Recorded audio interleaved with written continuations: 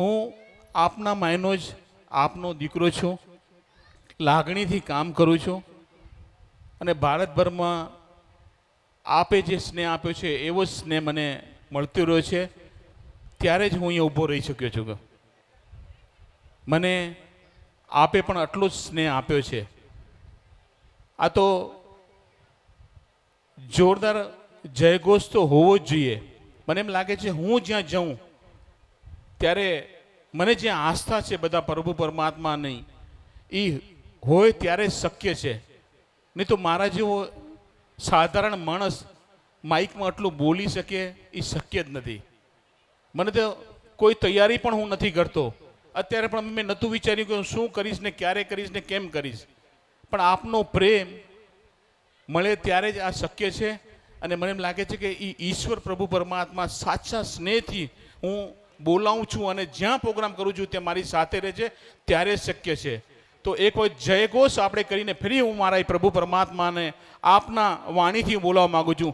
જય લક્ષ્મીનારાયણ, જય ઉમિયાજી, જય શ્રી રામ, જય જય શ્રી રામ, નર્મદે, હર હર મહાદેવ. અને આશાપુરા માને તો ન યાદ કરી તો કેમ ચાલે. જય આશાપુરામાં. આ જય ઘોષ અને આટલો જોશ તમારા અંદરમાં સદા રહેવો જોઈએ. આપણું સમય કેમ જાય છે એ સમજાતું જ નથી.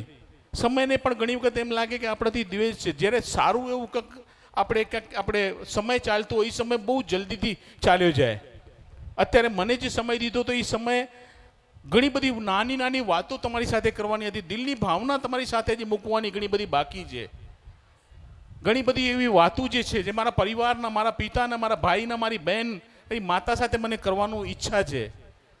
જરૂર સમય હશે તો હું ફરી આવીશ. પણ આપણી વચ્ચે જે એવું વ્યક્તિત્વ આજ આવ્યું છે કે ભારતભરમાં નહીં પણ ફોરેનમાં, ઇન્ડિયાના બહારે પણ એને અનેકો પ્રોગ્રામ કર્યા છે. નાની સી એક વસ્તુ કહું કે શિવજીભાઈ જ્યારે મને આગ્રહ કર્યો હતો, તમને એક નાની સી ઘટના કહું કે હું આવા પ્રોગ્રામ મારી પાસે ખૂબ માંગ અને આપણી લાગણી આવી છે પણ આજ સુધી મેં નથી કર્યો. પણ આપનો સ્નેહ અને શિવજીભાઈની હઠ હતી કે ના તમને તો નટવરભાઈ ક્યાંક આવવું જ પડશે કરીને મેં ના પાડી હતી. પણ ક્યાંક એવા દુર્ઘટનાઓ બની અને મને એમ લાગ્યું કે આશાપુરા માનો હુકમ છે કે મને જવું પડશે. આ મારું એક નવું પરિવાર ક્યાંક બનવાનું છે. એ પરિવાર વચ્ચે મને એક દીકરો બનીને મને ક્યાંક જવું પડશે એવો મને એ માતાનો હુકમ લાગ્યો અને મને આજે ઉપસ્થિત રહેવાનો એક અવસર આપ્યો છે. ને એટલો સ્નેહ આ દીકરાને આપ્યો છે એના બદલે હું ફરી આપને એક નમસ્તક વંદન કરું છું આપણા દરેકના ચરણોમાં. આપણી વચ્ચે એવું વ્યક્તિત્વ ઉપસ્થિત છે કે જેની વાણીમાં હું એને શબ્દોનો જાદુગર કહું છું. અમે બે સાથે મળીને લગભગ 50 પ્રોગ્રામ પૂરા ભારતભરમાં કર્યા હશે. આ 3 કલાકનો પ્રોગ્રામ જે છે ને 2.5-3 કલાકનો અમે 3 દિવસનો પ્રોગ્રામ કરી છે બંને ભાઈ. 3 દિવસનો ને 1 મિનિટ કોઈ કેને એની જગ્યા પર હલવા ન દઈ એવી ક્યાંક અમે પ્રયાસો કરી છે કરીને અને માતાજી અમને ક્યાંક સફળ પણ બનાવે છે કરીને. આજ આપની વચ્ચે મારી લાગણી અને મારી માંગણી અને ફરી આપણી વચ્ચે એક શબ્દોના જાદુગર કહી શકી જે મૌલિકભાઈ સોની છે પણ અત્યારે મને એમ લાગે મૌલિકભાઈ સામાણી બની જાય છે, કંઈક માલિકભાઈ સેંગાણી બની જાય છે. જે આપણા માયના જ છે એવા હું મિત્રને આપના જોરદાર તાળીઓની ગડગડાટ વચ્ચે ફરી હું ક્યાંક સમય હશે તો આવીશ પણ આપણે એને સાંભળશું. એટલું મોટું વ્યક્તિત્વ આજે આપણી વચ્ચે આવી રહ્યું છે. જોરદાર તાળીઓની ગડગડાટથી આપણે વેલકમ કરીએ mister Maulik Soni. Yes, welcome. આવો સર.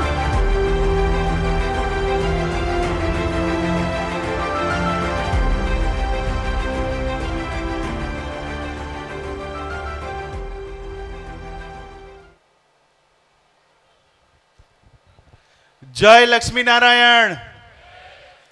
બરાબર અવાજ ના આવ્યો હજી. બરાબર જોરથી બોલીએ એક વખત. જય લક્ષ્મીનારાયણ. હજી આવું ચાલે કે હજી જોરથી બોલવું જોઈએ? શું લાગે છે તમને? જોરથી બોલવું જોઈએ, હા કે ના? તો એક વખત ફરીથી જય લક્ષ્મીનારાયણ. આમાંથી કેટલા લોકોને જીવનમાં વધારે સુખી થવું છે? ઓહો, બધાને. અને કેટલા લોકો છે જેને જીવનમાં વધારે ધનવાન પણ થવું છે, સમૃદ્ધ થવું છે? જો બધાના બે બે હાથ ઊંચા થયા છે. અમદાવાદમાં તો આ પ્રશ્ન પૂછ્યો, બધાએ પગે ઊંચા કર્યા કે બસ અમને આ કરી આપો, બધું આવી જશે. Yes or no? યસ. જો તમારી સામે મારે જે આજે વાતો કરવાની છે ને અદ્ભુત વાતો છે, પણ તમે એક વખત બરાબર ગોઠવાઈ જાઓ, બેસી જાઓ, પછી હું શરૂ કરું. જોઈ લો કાર્યકર્તાઓ એક વખત નજર દોડાવી દો, બધા બરાબર સેટલ થઈ ગયા છે, તો આપણે શરૂ કરીએ. બરોબર? ઓકે. જે બે પ્રશ્નો મેં તમને પૂછ્યા ને, સુખી થવું છે ને સમૃદ્ધ થવું છે, આના જવાબો હું તમને કહેવાનો છું આજે. જેમ કે મારો પરિચય આપ્યો નટુભાઈએ કે આવી રીતે હું શબ્દોનો જાદુગર છું ને આવું બધું, મને ખબર નહીં, હવે હું બોલું પછી ખબર પડશે કે આવો છું કે નહીં. પણ એ સિવાય મારો થોડો પરિચય આપી દો. હું એક લેખક છું, મેં પુસ્તકો લખ્યા છે અને આ પુસ્તકો બેસ્ટ સેલિંગ રહી ચૂક્યા છે દુનિયાભરમાં. એક પુસ્તકમાં નરેન્દ્રભાઈ મોદી સાહેબે પ્રસ્તાવના લખી છે અને પ્રસ્તાવનામાં લખ્યું છે કે જેને જીવનમાં સુખ, શાંતિ, સમૃદ્ધિ, સફળતા અને તંદુરસ્તી મેળવવી હોય એ લોકો આ પુસ્તકો વાંચી નાખે. એ પુસ્તકોમાં મેં એવું શું લખ્યું છે જે તમને કહેવા આવ્યો છું આજે. અને આજે હું ચોક્કસ તમને વચન આપું છું કે જે મેં બે પ્રશ્નો પૂછ્યા છે કે તમારે સુખી થવું છે ને સમૃદ્ધ થવું છે, એના જવાબો એ આપીને જ અહીંયાથી જવાનો છું. ત્યાં સુધી અહીંયાથી જવાનો નથી હું. બોલો, ચાલશે બધાને? ઓકે. મેં મારા જીવનમાં બહુ બધી આવી સભાઓ કરી, આવા કાર્યક્રમો કર્યા, પણ નટુભાઈએ જે હમણાં કાર્યક્રમ કર્યો એ જોઈને મને તો ખરેખર હું તો ઇમોશનલ થઈ ગયો. મારા માતા પિતા અહીંયા હતા નહીં, નહીંતર મને પણ આવો ચાન્સ મળી જાય તેમને પૂજા કરવાનો. પણ તમે જે બધા કરી રહ્યા હતા હું હાજર જ હતો, એમ જ સમજતો હતો આ જ મારા માતા પિતા છે. મનથી હું એમ જ માનીને કરી રહ્યો હતો. અને અદ્ભુત કાર્યક્રમ નટુભાઈએ આયોજન કર્યું. વડીલ વંદના, માતા પિતા, 3 પેઢી, છેવટે ભાઈ બહેનનું પણ લઈ લીધું એમણે. અને આ વાત માટે ખરેખર નટુભાઈ માટે એક વખત જોરદાર તાળીઓ થવી જોઈએ કે નહીં મિત્રો? જરા જોરથી. પાછળ અવાજ આવે છે મારો? પાછળ અવાજ આવતો હોય તો હાથ ઉપર કરજો. જરા જોરથી તાળીઓ થવી જોઈએ કે નહીં? Yes or no? યસ. આવો એક કાર્યક્રમ અદ્ભુત, જીવનભર યાદ રહેશે. વડીલ વંદના, ભાઈ બહેનનો પ્રેમ, આ જોઈને ખરેખર મને એક વિચાર જબરદસ્ત આવ્યો છે કે તમારા માટે આજે જે વાતો કરવાનો હું વિચારીને આવ્યો તો એના કરતાં હું જુદી વાતો કરવા ઈચ્છું છું. કેમ કે પરિવારની જે ભાવના અહીંયા જોવા મળી ને, એ ભાવના અદ્ભુત છે અને એ ભાવનાને આપણે આજે સમજીશું. મેં જે પુસ્તકો લખ્યા એ પુસ્તકો પણ કેમ બેસ્ટ સેલિંગ છે, કેમ એમાં બધા લોકોના જીવન બદલાય છે, એની વાતો પણ હું તમને કહેવાનો છું. એક વખત એક નાની વાતથી શરૂ કરું. તમને પણ ગુજરાતી ચાલશે ને બધાને? અંગ્રેજી નહીં ફાવે ને? અંગ્રેજી ફવડાવવાનું નહીં અહીંયા, નહીં બહાર જઈને અંગ્રેજી નહીં ફાવવાનું, તો ગુજરાતી ફાવશે બધાને. એક વખત એક મેળામાં એક કાકા ગેસના ફુગ્ગા વેચતા હતા. તમને ખબર હશે ગેસના ફુગ્ગા આમ ગેસ ભરી દઈએ પછી આમ ઉપર જ ઉડ્યા કરે. સવારે એમણે 50 ફુગ્ગા ભરી દીધા. 50 ફુગ્ગા એમના બપોર સુધીમાં વેચાઈ ગયા. પછી એમને વિચાર આવ્યો કે હવે હું જમી લઉં, જમીને બીજા 50 ફુગ્ગા ભરી દઈશ. એમણે જમી લીધું, જમ્યા પછી બીજા 50 ફુગ્ગા ભરી લીધા. પણ હવે તો એમના ફુગ્ગા વેચાતા નહોતા. એટલે કાકાને વિચાર આવ્યો કે હવે તો મારા ફુગ્ગા કોઈ લેવા આવતું જ નથી. એટલે એમણે એક આઈડિયા લગાવ્યો અને આઈડિયા આવો હતો. એમણે 3 ફુગ્ગા લીધા, લાલ, પીળા અને લીલા કલરના.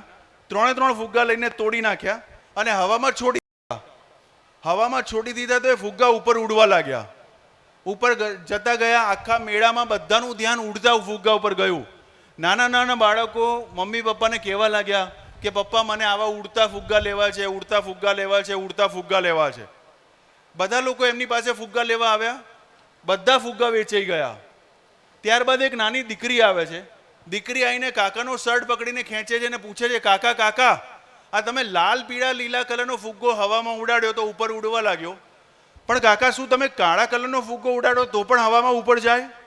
ત્યારે કાકા જવાબ આપે છે, બેટા ફુગ્ગો એના કલરના કારણે ઉપર નથી જતો, પણ એની અંદર રહેલા, જરા જોરથી, એની અંદર રહેલા ગેસના કારણે ઉપર જાય છે. એ જ પ્રમાણે જીવનમાં કોઈ માણસ સફળતા એના કલરના કારણે નથી મેળવતો, પણ એની અંદર રહેલા સદગુણોના કારણે સફળતા મેળવે છે. તમે કલ્પના કરો, મારા ખિસ્સામાં એક ફુગ્ગો છે, હું ફુગ્ગો ફૂલાવું છું, આ બાંધી દીધો. હવે આ ફુગ્ગો ઉપર જશે કે નહીં જાય? હવે આ ફુગ્ગો ઉપર જશે? યસ ઓર નો? કેમ આ ફુગ્ગો ઉપર નહીં જાય? કારણ કે અંદર ગેસ નથી. શું ભરેલું છે અંદર? તો જેનામાં હવા ભરેલી હોય ને કદી ઉપર ના આવે. એ હવા ભરેલા ફુગ્ગાને જો તમે ધક્કો મારો ને તો પણ ઉપર જઈને નીચે આવે પાછો, કારણ કે એમાં ગેસ નથી. એમાં શું ભરેલું છે? હવા. તો આપણે આ હવા કાઢવાની છે અને ગેસ ભરવાનો છે. તૈયાર છો બધા? ઓકે. તો આજે જે વાતો હું તમને કહેવાનો છું એ કંઈક એવી વાતો છે જે જીવન બદલે છે. અમુક પ્રકારના વક્તાઓ તમે જોયા હશો, અમુક વિડીયોઝ જોયા હશે, અમુક લોકોને લાઈવ સાંભળ્યા હશે. તમને ખ્યાલ જ હશે કે બહુ બધા લોકો બહુ બધી વાતો કરતા હોય છે, પણ પછી આપણને યાદ કેટલી રહે છે? બહુ ઓછી. ઘણા લોકો સલાહો આપતા હોય. તો મેં આવી રીતે 4 પ્રકારના વક્તા મેં જોયા. હું તમારી સાથે આજે એવી રીતે વાત કરવા માંગુ છું જાણે મેં હમણાં કહ્યું કે હું તમને માતા પિતા જ માનું છું, તો એવી રીતે જ માનું છું કે તમારો દીકરો જ છું ને તમારી સામે બોલી રહ્યો છું. તો એવી વાતો કહેવા માંગુ છું જે દુનિયાની શ્રેષ્ઠ વાતો છે. એ સાંભળવા માટે તમે તૈયાર છો? યસ ઓર નો? આ યસ ઓર નો બોલવાની મને બહુ ટેવ છે. ચાલશે ને બધાને? વચ્ચે વચ્ચે હું હા કે ના બોલું તો જવાબ આપશો ને બધા? હવે હા કે ના બોલવાની ટેવ એટલી બધી છે કે ઘરમાંય પૂછાઈ જાય છે હા કે ના, અને ઘરમાંય પૂછી નાખું ઘણી વખત કે જમવાનું તૈયાર છે, હા કે ના? એટલે રસોડામાંથી જવાબ આવે ના. મારા ઘરે હા આવે છે, કેમ કે મારા જ બનાવે છે, નહીં તો લોચો મારે છે. તો વચ્ચે વચ્ચે હા કે ના પૂછી જવાબ આપજો. બધા તૈયાર છો ને? હા કે ના? ઓકે. 4 પ્રકારના વક્તા મેં જોયા. આજે તમે આ 4 પ્રકારના વક્તા ધ્યાનથી સાંભળી લો, તમારા જીવનમાં બહુ ફાયદો થશે. પ્રકાર નંબર 1, જે ખાલી જ્ઞાનની વાતો કરે, જે ખાલી એવી વાતો કરે જે માહિતી હોય, ખાલી માહિતી, અને એટલી બધી માહિતી આપે કે આપણને મજા આવી જાય, પણ એ માહિતીનો ઉપયોગ જો આપણે ના કરી શકીએ તો દુઃખી થઈએ. લોકડાઉનમાં તમે બધાએ ઘણા બધાના વિડીયો જોયા હશે. મેં જોયા. એક વિડીયો મેં જોયો. વિડીયોમાં આવ્યું કે રાત્રે સૂઈ જતા 2 ગ્લાસ પાણી પીને સૂઈ જાઓ તો ઊંઘમાં હાર્ટ એટેક ના આવે. મેં 2 ગ્લાસ પાણી પીને સૂવાનું શરૂ કર્યું. હાર્ટ એટેક તો ના આવ્યો, પણ બીજી વસ્તુ 2 વાર આવી.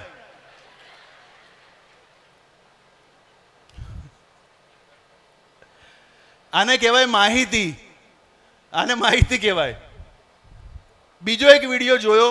એ વિડીયોમાં આવ્યું સાંજે સૂર્યાસ્ત થાય પછી પાણી ઓછું પીવું જોઈએ. હવે વિચારો, પેલા વિડીયોમાં કહે છે સૂઈ જતા 2 ગ્લાસ પાણી પીવો, બીજા વિડીયોમાં કહે છે સૂર્યાસ્ત પછી પાણી ઓછું પીવો. અમદાવાદમાં જેટલા મારા ડૉક્ટર મિત્રો છે બધાને મેં પૂછ્યું કે આ બેમાંથી સાચી વાત કઈ? તો ડૉક્ટરોએ જવાબ આપ્યો કે સાંજે સૂર્યાસ્ત પછી પાણી ઓછું પીવું જોઈએ, જરૂર પૂરતું જ પીવું જોઈએ. આ વિડીયો સાચો છે. જરૂર પૂરતું જ પાણી પીવું જોઈએ. અંદરના અવયવોને પણ આરામ આપવો જોઈએ આખી રાત. એને કામે લગાડી રાખવાના ના જોઈએ. ત્યારે ખબર પડી કે આવા વિડીયોને માહિતીવાળા વિડીયો કહેવાય. માહિતી એટલે ઘણા બધા વક્તાઓ છે માહિતી જ આપ્યા કરે, માહિતી, જે ક્યારેક આપણને નુકસાનકારક પણ સાબિત થઈ શકે છે. બીજો એક પ્રકાર છે વક્તાનો મોટિવેશનલ વક્તા. મને હમણાં મારા વિશે કહેવામાં આવ્યું કે મોટિવેશનલ વક્તા, ત્યારે મને ડર લાગ્યો કે મોટિવેશનલ વક્તા કેવા હોય છે? એકદમ જોરદાર, જોરથી બોલે અને આપણી સામે જોઈને બોલે. એટલી બધી આગ એને અંદર લાગેલી હોય, અને તમને આગ લગાડે, અને તમને મગજમાં એમ સેટ થઈ જાય કે દુનિયા હું બદલી નાખે. હવે તમારા મગજમાં ચાલુ થઈ જાય હું દુનિયા બદલી નાખીશ, હું આમ કરી નાખીશ, હું આ ધંધો કરી નાખીશ, હું પેલો ધંધો કરી નાખીશ અને દુનિયાને બતાવી દઈશ. એટલા બધા વિચારો એના મગજમાં ચાલતા હોય. અને એ લેક્ચર મોટિવેશનનું સાંભળીને બહાર નીકળે, એનું બાઇક બહાર પડ્યું હોય, બાઇકને કિક મારે, બાઇક ચાલુ ના થાય. બીજી કિક મારે, બાઇક ચાલુ ના થાય. ત્રીજી કિક મારે, બાઇક ચાલુ ના થાય. એટલે પરસેવ થઈ જાય ને પછી વિચારે દુનિયા બદલવાનું રહેવા દો. બાઇક બદલો. તો મોટિવેશન બહુ લાંબો સમય ચાલતું નથી. ત્રીજો પ્રકાર છે ઇન્સ્પિરેશન. ઇન્સ્પિરેશન કેવા લોકો છે? નરેન્દ્ર મોદી સાહેબ જેવા, અમિતાભ બચ્ચન, સચિન તેંડુલકર, આ બધા ઇન્સ્પિરેશન છે કે જે લોકોએ પોતે કશું કર્યું છે અને પછી બોલવા આવ્યા છે, પોતે અચીવર છે, પોતે મેળવ્યું છે કશું જીવનમાં, પોતે સક્સેસફુલ થયા છે, પોતે ઝીરોમાંથી હીરો થયા છે. આ લોકો ઇન્સ્પિરેશન વક્તા છે.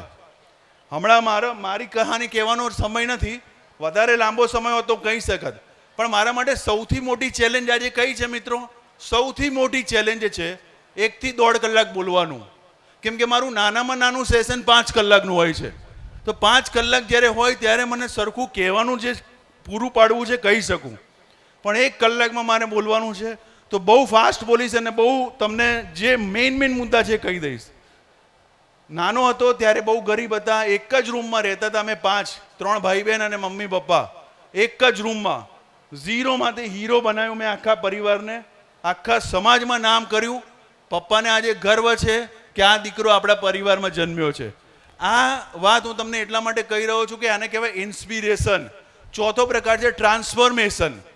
ટ્રાન્સફોર્મેશન એટલે કેવા વક્તા? જે લોકો આવે, થોડુંક જ બોલે અને જીવન બદલી નાખે. થોડુંક જ બોલે ને જીવન બદલી નાખે, ટ્રાન્સફોર્મ કરી નાખે. હવે તમે વિચારીને મને કહો કે આજે હું કયા નંબરનો બનું? પહેલા નંબરનો, બીજા કે ત્રીજા કે ચોથા? ચોથા નંબર? મને ખબર હતી ચોથા નંબરનો જ જવાબ આવશે. અમદાવાદમાં મેં પૂછ્યું એટલે બધાએ જવાબ આપે બધું થોડું થોડું આવવા દો. આપણે અહીંયા ચોથા નંબરના બનીશું. ફાવશે ને બધાને? તો જુઓ અહીંયા નીચે આવું તો ચાલશે વિડીયો વાળા ભાઈને? અહીંયા ચાલશે ને? ઓકે. ચોથા નંબરમાં પ્રયોગો કરવા પડશે. ચાલશે બધાને? મારી બહેનો ને ભાઈઓ, માતા પિતા તો છે જ, પણ બહેનો ભાઈઓ ચાલશે બધાને પ્રયોગો? અવાજ નથી આવતો, એક જ અવાજ આવ્યો. ચાલશે બધાને? Yes or no? Loudly yes or no? તો મારી સાથે બોલો, આગળ પાછળ આજુબાજુ. તમે લોકો કેટલા લોકો સમજો છો કે હકારાત્મક વિચારો કરવા જોઈએ? આવું કેટલા લોકો માને છે હકારાત્મક વિચારો કરવા જોઈએ? કેટલા લોકોએ આવા લેક્ચરો સાંભળ્યા છે? કેટલા લોકોએ હજી સુધી કંઈ કર્યું નથી? તો ચલો આપણે શરૂ કરીએ. સાંભળ્યું બહુ છે, હવે શરૂ કરીએ. ફરીથી એક વખત બોલો, આગળ પાછળ આજુબાજુ. તમારી આગળ પાછળ આજુબાજુ 4 લોકો બેઠા છે, એમની સાથે હાથ મિલાઈને એક વાક્ય બોલવાનું છે. હું કહીશ તમને હમણાં વાક્ય, એ વાક્ય તમારે બોલવાનું છે. તૈયાર છો બધા? હાથ મિલાઈને કહેવાનું છે. એટલે આ બાપા છે બાજુવાળાને હાથ મિલાઈને કહેશે હું જે વાક્ય બોલું એ. તૈયાર છો બધા? હા કે ના? આપણે પ્રયોગો કરીશું, યસ ઓર નો? ઓકે. પ્રયોગોમાંથી જ મજા આવશે, બાકી ભાષણમાંથી તો કોઈ ફાયદો થવાનો નથી. તો પ્રયોગો કરીશું હાથ મિલાઈને. માં 4 જણાને કહેવાનું છો. શું નામ છે તમારું? લક્ષ્મીબેન. લક્ષ્મીબેન 4 જણાને કહેશે, એવી રીતે બધા 4 જણાને કહેશે. તો હાથ મિલાઈને કહેજો આ વાક્યમાં જાદુ છે. જ્યાં જ્યાં વાક્ય મેં કરાયું, લોકોએ કીધું કે મારું જીવન બદલાઈ ગયું, કોઈએ કીધું કે મારા પરિવારમાં માનસિક રીતે બધા સુખી થઈ ગયા, કોઈએ કીધું હેપીનેસ આવી ગઈ અમારા પરિવારમાં. તો આ વાક્યમાં જાદુ છે. અને આ વાક્ય શું છે હું બોલવા જઈ રહ્યો છું. જેવું મારા મોઢામાંથી આ વાક્ય નીકળે, તમે 4 લોકોને કહી દેશો. Are you ready? Yes or no? હાથ મિલાઈને કહેવાનું છે. જલ્દી કહી દેજો, ફટાફટ કહી દેજો. તમારી બાજુમાં બેસવાની મજા આવે છે. 4 લોકોને કહી દો તમારી બાજુમાં બેસવાની મજા આવે છે. 4 લોકોને કહી દો તમારી બાજુમાં બેસવાની મજા આવે છે. 4 લોકોને કહો તમારી બાજુમાં બેસવાની મજા આવે છે. ઓકે. એક વહુએ ઘરે જઈને સાસુને કીધું, સાસુ તમારી સાથે મજા આવે છે. એટલે સાસુએ કીધું એમ? કે હા, જા રોટલી હું બનાવી દઉં છું. બોલો, આવું કરવા જેવું છે? હા કે ના? જલ્દી બોલો, હા કે ના? તો ક્યારથી કરીશું આ? હવે અહીંયા જ્યાં સુધી તમે છો આવતા 1 દિવસ સુધી જેને પણ મળો એને કહેવાનું તને જોઈને મજા આવી, તમને મળીને મજા આવી, તમારી સાથે ઊભા રહેવાની મજા આવી. ઘરે જઈને ઘરવાળાને કહો તમારી સાથે રહેવાની મજા આવે છે. અમે હું ને નટુભાઈ 7 વચનના કાર્યક્રમો કરી એક દૂજે કે લીએ. તો હસબન્ડ વાઈફને શીખવાડીએ કે એકબીજાને કહો તમારી સાથે મજા આવે છે જતા રહે પહેલા. બોલો, આ કહેવા જેવું છે? Yes or no? આજથી ચાલુ કરો તમારી બાજુમાં બેસવાની. તમારી બાજુમાં બેસવાની અને જુઓ પછી મજા. હવે જોજો તમને વધારે મજા આવશે, કેમ કે તમે બાજુવાળાને કીધું છે શું? હવે એની જવાબદારી. હવે એની જવાબદારી ને. અમારી બાજુમાં એક બેન રહે છે, હું બેનને જઈને કહ્યું, બેન તમારી બાજુમાં રહેવાની મજા આવે છે. તો મને કે કેમ ભાઈ? મેં કીધું બેન, જ્યારે જ્યારે તમે રસોઈ બનાવો છો ત્યારે એટલી સરસ સુગંધ આવે છે. મને કે એમ? મેં કીધું હા. હવે દર 3-4 દિવસે કશુંક સારું બનાવીને મને આપી જાય છે. બોલો, આવું કરવા જેવું છે? યસ ઓર નો? ક્યારથી ચાલુ કરીશું આપણે આ? ઘરમાં આ ચાલુ કરી દેવાનું. તમારી બાજુમાં બેસવાની, તમારી સાથે રહેવાની અને તમારી સામે ઉભા રહીને બોલવાની પણ મને મજા આવે છે. આવી રીતે આપણે કંઈક શીખીશું. ચાલશે? આવતા 1 કલાક સુધી આવા પ્રયોગો કરીને શીખીશું. ચાલશે ને બધાને? ઓકે. તો જ્યારે હું નાનો હતો, મારા ફાધર મારા ગુરુ છે, મારા પપ્પા. મારા 2 ગુરુ છે, મમ્મી અને પપ્પા. નાનપણથી મેં ભગવાનને જોયા નથી, એમને જ જોયા છે. એમને જ પગે લાગ્યો ને એમની જ ગાઈડન્સ, એમની જ ટ્રેનિંગ લઈને હું મોટો થયો. 14 વર્ષની ઉંમરે મને સ્ટેજ ઉપર ઊભો કરી દીધો મમ્મી પપ્પાએ. મમ્મી પપ્પા મારા ગુરુ છે, એ જ ભગવાન છે. હું કોઈ મંદિરમાં ગયો હોય તો દર્શન ફટાફટ કરીને પહેલો બહાર નીકળું છું, કારણ ખબર છે કે આ તો મારા ઘરમાં જ બેઠા છે. અહીંયા તો મૂર્તિ છે, ઘરમાં તો જીવંત છે. Yes or no? તો એમણે મને તૈયાર કર્યો. એમણે બહુ બધા પ્રયોગો કરાયા મને નાનપણમાં. માતા પિતાનું આટલું બધું કહી દીધું એટલે માતા પિતાએ વચ્ચે બ્રેક પડાવીને મને પાણી પીવડાવી દીધું, માઇક બંધ કરાવી દીધું. જો માતા પિતાની તાકાત, જો આટલી તાકાત હોય તો આજે તો તમે વડીલ વંદના કરી છે, ગજબનો પાવર મળવાનો છે તમને. તો નાનપણથી એમણે મને તૈયાર કર્યો. નાનપણથી એમણે મને કીધું કે તું આ રીતે કર, આ રીતે કર. અને એ કરતો ગયો, દુનિયામાં સફળતા મળતી ગઈ. અને આજે એટલા મુકામ પર પહોંચી ગયો હું કે એમને પણ ગર્વ થાય, સમાજને આખા ગર્વ થાય. અને જેમ હમણાં નટુભાઈએ કહ્યું, કચ્છ કડવા પાટીદારના 50 કરતાં વધારે પ્રોગ્રામ કર્યા. અને હવે તો તમને એ નવાઈ લાગશે કે તમારા કરતાં વધારે લોકો તો મને ઓળખે છે કચ્છ કડવા પાટીદારના. અને મને આ ગુજરાતી ભાષા બી આવડે રહી. એ તો હું બોલતો નથી, બાકી ગજ બોલતા આવડેરું મને. તો નાનપણમાં મને પપ્પાએ તૈયાર કર્યો. એમણે બહુ સરસ એક પ્રોસેસ કરાવી હતી. એ પ્રોસેસ હું તમને કહેવા જઈ રહ્યો છું. તૈયાર છો બધા? Yes or no? યસ. મને કીધું દુનિયામાં સ્માર્ટ બનવું બહુ જરૂરી છે. એટલે મેં પૂછ્યું સ્માર્ટ કોને કહેવાય? તો કે તું ધીમે ધીમે સમજી જઈશ. સ્માર્ટ બનવું બહુ જરૂરી છે અને એના માટે પરિવર્તન લાવવું પડશે. તમને શું લાગે છે કે અત્યારે પરિવર્તન આવી રહ્યું છે દુનિયામાં? હા કે ના? તમે જોજો, ખાલી હા કે ના બોલજો. શું રોડ રસ્તામાં પરિવર્તન આવી રહ્યું છે? મોબાઈલમાં પરિવર્તન આવી રહ્યું છે? હવે નવા નવા મકાનોમાં પરિવર્તન આવી રહ્યું છે? દુનિયા આખીમાં પરિવર્તન આવી રહ્યું છે. પણ વિચારોમાં પરિવર્તન આવ્યું? વિચારો હજી એ જ 1960ના ચાલે છે, જૂના જમાનાના. જેના કારણે આપણી સોચ. હું આવ્યો સવારે અહીંયા 11:30, ત્યારે કોઈ મિત્ર બોલી રહ્યા હતા, બહુ સરસ વાત કરી કે જે અત્યારે જે પેઢી છે, નવી આવનારી પેઢી, આવનારું ભાવિ, એને તૈયાર કરવા માટે એમની જરૂરિયાતો, એમની સમજ કેળવવી પડશે કે એમની જરૂરિયાતો શું છે. અને જરૂરિયાતો જો આપણે પૂરી કરીશું તો ચોક્કસ આવનારી પેઢી ખૂબ પાવરફુલ બનશે. અને એ વાત સાચી જ છે. પણ કઈ જરૂરિયાતો પૂરી કરવી એ આપણે સમજવું પડશે. જરા જુઓ, હમણાં નટુભાઈએ જે કરાયું માફી માંગવાવાળી વાત, તો બધા આમ મુઠ્ઠી ફીટ કરો, તો મુઠ્ઠી ફીટ કરો બધા. આમ એકદમ ટાઈટ કરો, એકદમ ફિટ બધા કરજો. આમાં કેટલા માણસો છે જરા હાથ ઊંચો કરે? બધા કરજો. ફિટ છે? મુઠ્ઠી એકદમ ફિટ, એકદમ ટાઈટ. હજી વધારે ટાઈટ કરો, હજી વધારે ટાઈટ કરો. ઓર ટાઈટ. હવે છોડો તો. શેમાં મજા આવી તમને? છોડવામાં. જીવનમાં પણ છોડવાની જ મજા છે, પકડી રાખવાની મજા નથી. અને આપણે બધા પકડી રાખ્યું છે કે હું એને દેખાડી દઈશ, હું એને બતાવી દઈશ. આ મનના ભાવ છોડી દઈશું ને ત્યારે જ મજા આવશે. એક સફળ વાલી કેવા હોય છે એની વાતો સવારે ચાલતી હતી પણ અધૂરી રહી, એ હું તમને અત્યારે કહીશ. બધા હાથ આમ રાખે, બધા હું એક કહું એટલે નજીક લાવજો. 2 માં નજીક, 3 માં નજીક અને 4 માં તાલી.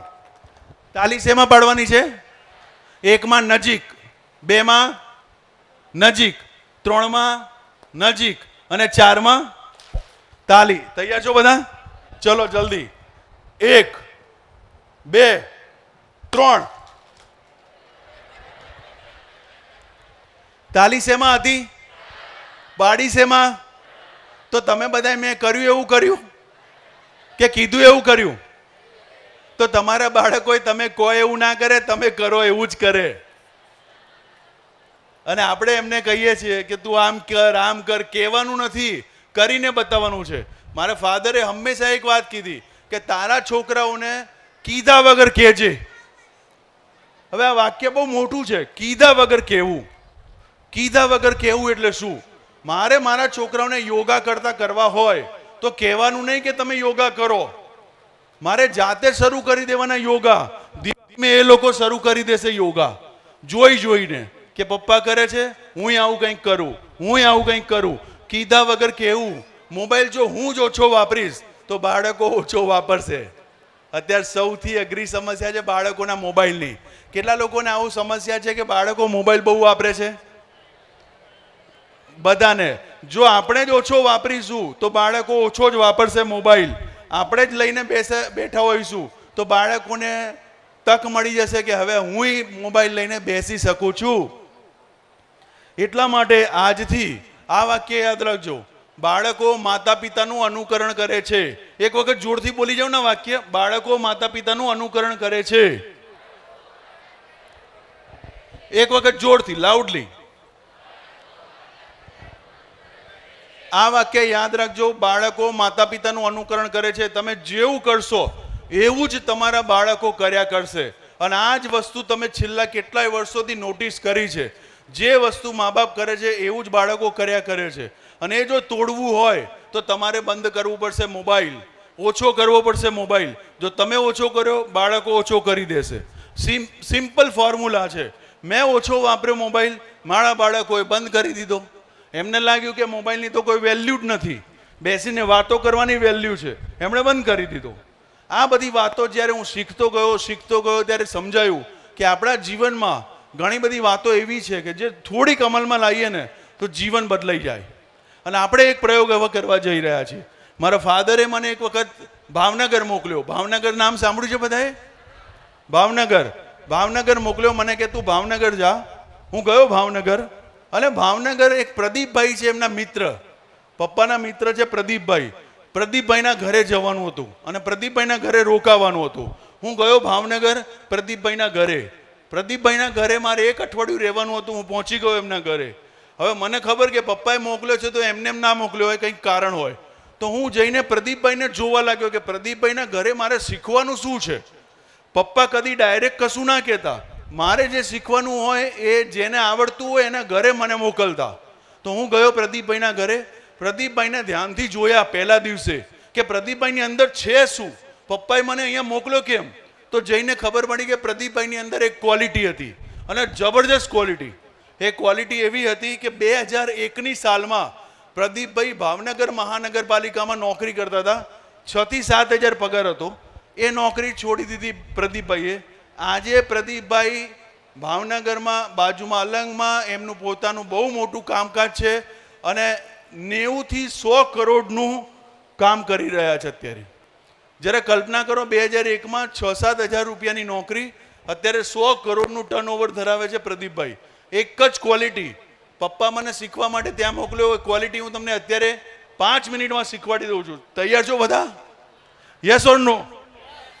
એમના ઘરે ગયો, મેં એક વસ્તુ જોઈ. પ્રદીપભાઈની એક ક્વોલિટી હતી, એ કોઈ પણ વ્યક્તિને મળે, કોઈ પણ વ્યક્તિને મળે. હવે તમારામાંથી કેટલા લોકો માને છે કે દુનિયાની દરેક વ્યક્તિમાં કશુંક તો સારું હોય, એવું કેટલા લોકો માને છે? બધા માનો છો? તો એ પ્રદીપભાઈ જોતા, કોઈ પણ વ્યક્તિને મળતા, એની અંદર જે સારું હોય એ જોતા અને એને કહેતા કે ભાઈ આ તમારી વાળની પદ્ધતિ મને બહુ ગમી, કે તમારો સ્વભાવ ગમ્યો, તમારી સ્માઇલ ગમી. કોઈ પણ વ્યક્તિને મળતા તો એને નિર્દોષ અને નિસ્વાર્થ ભાવે કહેતા. મેં જોયું પ્રદીપભાઈની સાથે હું રહ્યો, એમની સાથે ફરતો તો આખો દિવસ સ્કૂટર ઉપર, અને અમે બંને આખા ભાવનગરમાં ફર્યા. જ્યાં જાય ત્યાં પ્રદીપભાઈ આ જ વાત કરતા. કપડાં સીવવા આપ્યા હોય, કપડાં લેવા ગયા તો પેલા ટેલરને કીધું કે ભાઈ તારી આ જે કોથળીમાં કપડાં મૂકીને આપવાની જે પદ્ધતિ છે ને એ મને બહુ જોરદાર ગમી હો. આવું વારંવાર કરતા. મને લાગ્યું કે આમાં આ જ શીખવા મને પપ્પાએ મોકલ્યો છે. એમની સામે બરાબર જોયું, ઓબ્ઝર્વ કર્યું, શીખ્યો હું. અમે ભાવનગરથી પરત આવતા હતા, પ્રદીપભાઈ પણ અમદાવાદ આવવાના હતા, તો હું ને પ્રદીપભાઈ સાથે અમદાવાદ આવ્યા. બસમાં બેઠા, બસમાં જગ્યા નહીં બેસવાની, એટલે પ્રદીપભાઈએ કીધું કે આપણે ભલે ભીડ હોય તો ભીડ, આપણે આમાં જ જઈએ. I said okay. તો અમે બસમાં ગયા, ભીડ હતી તોય. પછી અંદર જઈને જોયું તો જગ્યા નહોતી બેસવાની, પણ કંડક્ટરની સીટ ખાલી હતી. તમને ખબર હશે કંડક્ટરની સીટ તો હંમેશા ખાલી જ હોય. તો હું ને પ્રદીપભાઈ બેસી ગયા કંડક્ટરની સીટ ઉપર. મેં કીધું પણ આ તો કંડક્ટરની સીટ છે. કે ચિંતા ના કરે, હમણાં કંડક્ટર આવે ત્યાં સુધી તો બેસીએ. મેં કીધું હા બરાબર છે. એટલામાં કંડક્ટર સામેથી આવતો દેખાયો. કંડક્ટરને કીધું કે ભાઈ તું કંડક્ટર છે? કે હા. પ્રદીપભાઈ એને બોલાયો અને પૂછ્યું કે તું કંડક્ટર છે? કે હા. કે દૂરથી તો તું પોલીસ ઇન્સ્પેક્ટર જેવો લાગે છે. કંડક્ટરે એની સીટ ઉપર અમદાવાદ સુધી અમને બેસાડી દીધા. બોલો આ કરવા જેવું છે હા કે ના? આનું નામ મેં પાડ્યું પ્રદીપ પ્રોસેસ. આ પદ્ધતિનું નામ મેં પાડ્યું પ્રદીપ પ્રોસેસ. આ પદ્ધતિનું નામ શું છે મિત્રો? જરા જોરથી, આ પદ્ધતિનું નામ શું છે? પ્રદીપ પ્રોસેસ. આ એક પદ્ધતિના કારણે પ્રદીપભાઈ આજે ધંધામાં ક્યાંથી ક્યાં પહોંચી ગયા.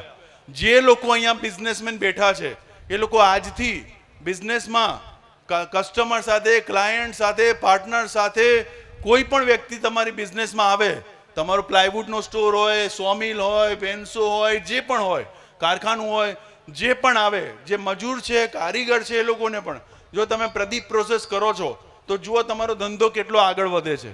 એની પાછળ બી એક સાયન્સ છે, હમણાં હું કહીશ એ સાયન્સ શું છે. તો મેં ચાલુ કર્યું આ પ્રદીપ પ્રોસેસ. મને પોતાને ફરક લાગવા લાગ્યો. અમે બસમાં આવતા હતા, પેલા ભાઈને ખબર પડી કે હું પોલીસ ઇન્સ્પેક્ટર જેવો લાગુ છું.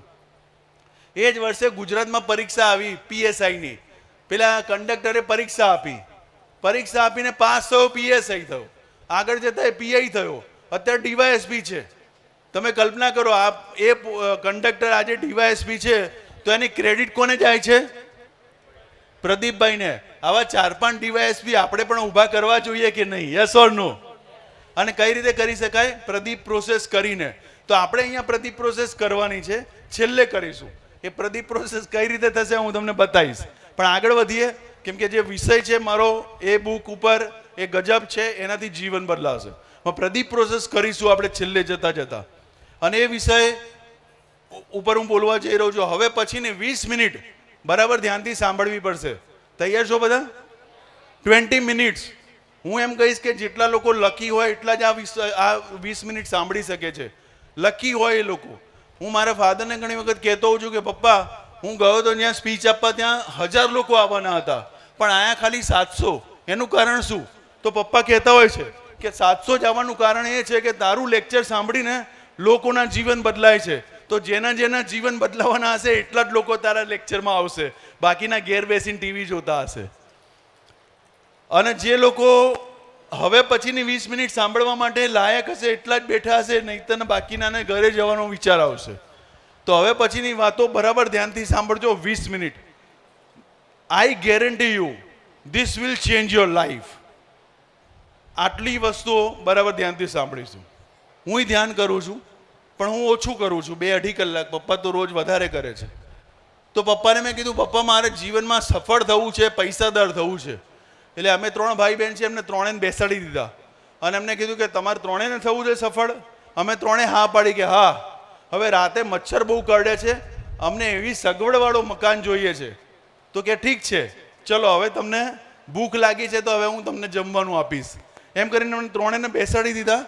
સોફા ઉપર અમે બેઠા છીએ. સામે 1 રૂમનું મકાન, જૂનામાં સોફા કોઈએ કાઢી નાખેલો, અમારા ઘરે મૂકેલો, એમાં અમે બેઠા છીએ. જરા કલ્પના કરો, અમે 3 જણા ભાઈ બહેન બેઠા છીએ. પપ્પા સામે ખુરશીમાં બેસીને અમને કંઈક કહી રહ્યા છે. એમણે ખાલી 3 વાક્યો કીધા છે અને અમારું જીવન બદલાયું છે. વાક્યો હું કહેવા જઈ રહ્યો છું, બરાબર ધ્યાનથી સાંભળજો. એમણે કહ્યું કે જીવનમાં પહેલું વાક્ય હતું, જીવનમાં ક્યારેય કોઈ ઘટના આકસ્મિક બનતી નથી. પહેલું જ વાક્ય એ બોલ્યા જીવનમાં ક્યારેય કોઈ ઘટના આકસ્મિક બનતી નથી. Please repeat this sentence. આપણે બધા સાથે બોલીશું. જીવનમાં ક્યારેય કોઈ ઘટના આકસ્મિક બનતી નથી. જરા બધા બોલશે, બહેનો ને ભાઈઓ, જરા જોરથી. જીવનમાં કોઈ ઘટના આકસ્મિક બનતી નથી. મેં પપ્પાને કીધું, પપ્પા તો પછી આ બધું થાય છે કઈ રીતે થાય છે? તો એમણે કહ્યું બધું ઉપરવાળો કરે છે. I said okay. એક વખત હું ને મારા મિત્રો બરોડા જવાના હતા ફરવા માટે અમદાવાદથી. તો હું ઘરેથી નીકળ્યો, ઘર આગળ જ પડી ગયો. થોડું મને છોલાઈ ગયું એટલે અમે જવાના હતા તો ગયા નહીં એટલે મને તો થોડું દુઃખ થયું કે ફરવા જવાનું હતું, હું ગયો નહીં. મારા મિત્રો બધા ગયા. મને પપ્પાને મેં પૂછ્યું કે પપ્પા આ હું પડી ગયો, હું પડ્યો કે ઉપરવાળાએ પાડ્યો? એટલે કે ઉપરવાળાએ કર્યું હશે. તો મેં ઉપર જોઈને કીધું કે ભાઈ મેં તારું શું બગાડ્યું તું? તો કે તને પછી ખબર પડી જશે. પપ્પા હસવા લાગ્યા મારી વાત ઉપર. સાંજે ટીવીમાં સમાચાર આવ્યા કે અમદાવાદથી બરોડા જતા વાહનને ગંભીર અકસ્માત થયો. એમાં 7 લોકો ગંભીર રીતે ઘાયલ થયા. એ 7માં 4 મારા મિત્રો હતા જેમની સાથે મારે જવાનું હતું. હું ટીવી સામે પપ્પા સામે જોયા કરતો હતો. પપ્પાએ ખાલી એટલું કીધું, તને ખબર પડી ગઈ ને કે ઘેર તું કેમ પડ્યો તો? મેં કીધું હા ખબર પડી ગઈ. કોઈ ઘટના આકસ્મિક બનતી નથી. તો આ જ વાતને હું તમને આ રીતે કહીશ, ક્યારેક કોકનું છૂટું થાય, કોઈની સગાઈ તૂટે, તો એક જ વિચાર કરવાનો છે કે આ ઉપરવાળાએ કર્યું છે, કદાચ આનાથી વધારે સારું મળવાનું હશે એટલે તમને આમાંથી મુક્ત કર્યા છે. કોઈ ઘટના આકસ્મિક બનતી નથી. અને જો તમે ઉપરવાળાને જઈને બહાર નીકળીને ઉપર જોઈને કહેજો કે તારો કોઈક વધારે સારો પ્લાન હોવો જોઈએ, થેન્ક યુ વેરી મચ. અને તમે જોજો અઠવાડિયામાં, મહિનામાં તમને એ છોકરા કરતાં વધારે સારો દીકરો 100% મળી ગયો હશે. આ મારી ગેરંટી છે ને આવા અનુભવ તમને થયા હશે. યસ ઓર નો? આનું માત્ર એક જ કારણ છે કે ઉપરવાળો જે કરે છે સારા માટે. બીજું વાક્ય જે હું શીખ્યો એ આ હતું. બરાબર ધ્યાનથી સાંભળજો. બીજું વાક્ય, વિચારોમાં જબરજસ્ત તાકાત છે. Please repeat. હવે આ વાક્ય બહુ જોરદાર છે. વિચારોમાં તાકાત છે. હવે આ જ વાક્ય ઉપર હું આગળની 18 મિનિટ ચલાવવાનો છું. વિચારોમાં જબરજસ્ત તાકાત છે. મેં પપ્પાને પૂછ્યું, પપ્પા વિચારોમાં કેવી રીતે તાકાત હોય? તો પપ્પા કે વિચારોમાં જબરદસ્ત તાકાત છે જ. મેં કીધું પણ કેવી રીતે? હું માનતો નથી.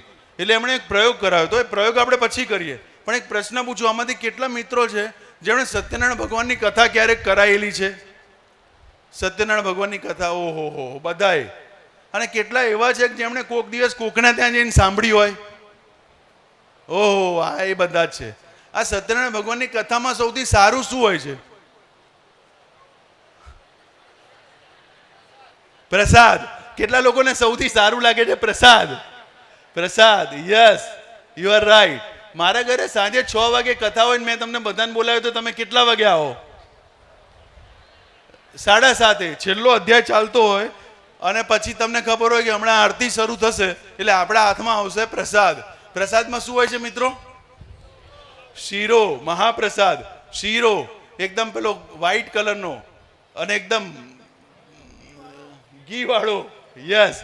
હવે તમે વિચાર કરો, તમારા હાથમાં એક પડિયો આવી ગયો છે, બાઉલ, અને તમે એક ચમચી લઈને આ મોઢામાં મૂકો છો તો લાગે કેવો? એ શીરો લાગે કેવો? ચાવો પડે કે ઉતરી જાય? અને મજા આવે ને? સાચું કહેજો, આમાંથી કેટલા લોકોને મોઢામાં પાણી આવ્યું છે? બધાને આવ્યું હશે ને? મારા પપ્પાએ આ જ પ્રયોગ મને કરાયો. અને ધ્યાનથી સાંભળજો આગળનું એક વાક્ય, દુનિયાનું શ્રેષ્ઠ વાક્ય.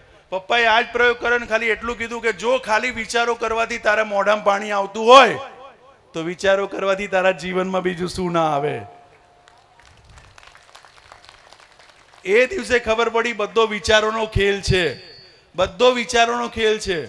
એક પ્રશ્ન હું મોટા ભાગે પૂછતો હોઉં છું મારું સેશન જ્યારે લાંબુ હોય ત્યારે. પ્રશ્ન છે, તમે આજે જેવા છો તેવા કેમ છો? Why you are what you are. તમે જેવા છો તેવા કેમ છો? પૈસાદાર તો કેમ, ગરીબ તો કેમ, સુખી તો કેમ, દુઃખી તો કેમ, જાડા તો કેમ, પતલા તો કેમ? એનું એકમાત્ર કારણ છે તમે આવું સતત વિચાર્યા કરો છો. પૈસાદાર લોકો સતત વિચારે છે કે આપણી પાસે પૈસા છે, પૈસા છે, પૈસા છે, અને એ લોકો એવા થતા જાય છે. દુઃખી લોકો સતત વિચારે છે કે મારા જીવનમાં તો દુઃખ જ છે. અને આનું કારણ તમારે બધાએ જાણવું છે. Yes or no? આના ઉપરથી મારી પુસ્તકનું નામ આવશે. બધા તૈયાર છો? Yes or no? યસ. તો બરાબર ધ્યાનથી સાંભળજો. એ દિવસે મેં એક બુક લખી અને બુકનું નામ મેં અમારા ઘરમાં કથા કરાઈ. કથામાં મહારાજે કીધું કે ક્યારે ઘરમાં નકારાત્મક વિચારો કરવા જોઈએ નહીં, નકારાત્મક બોલવું જોઈએ નહીં. એટલે મેં મહારાજને કીધું, ઓ મહારાજ ઉભા રહો, નકારાત્મક વિચારવાનું નહીં, નકારાત્મક બોલવાનું નહીં. બોલે હા, નકારાત્મક વિચારવાનું નહીં, બોલવાનું નહીં. મેં કીધું શા માટે એવું નકારાત્મક વિચારવાનું નહીં, બોલવાનું નહીં? તો મહારાજે કહ્યું, ઉપર આકાશમાં 33 કરોડ દેવી દેવતાઓ સતત ફરતા હોય છે. મેં કીધું શું વાત કરો છો, 33 કરોડ? બોલે હા. મેં કીધું એનાથી નુકસાન શું થાય? તો એમણે કહ્યું કે એ લોકો વારંવાર એક જ શબ્દ બોલ્યા કરે છે. મેં પૂછ્યું કયો શબ્દ? તો એમણે કહ્યું એક જ શબ્દ બોલે છે ને, એ શબ્દ છે તથાસ્તુ. તથાસ્તુ. મેં પૂછ્યું અચ્છા, આવો શબ્દ બોલ્યા કરે છે. ઉપરથી કયો અવાજ આવે છે મિત્રો?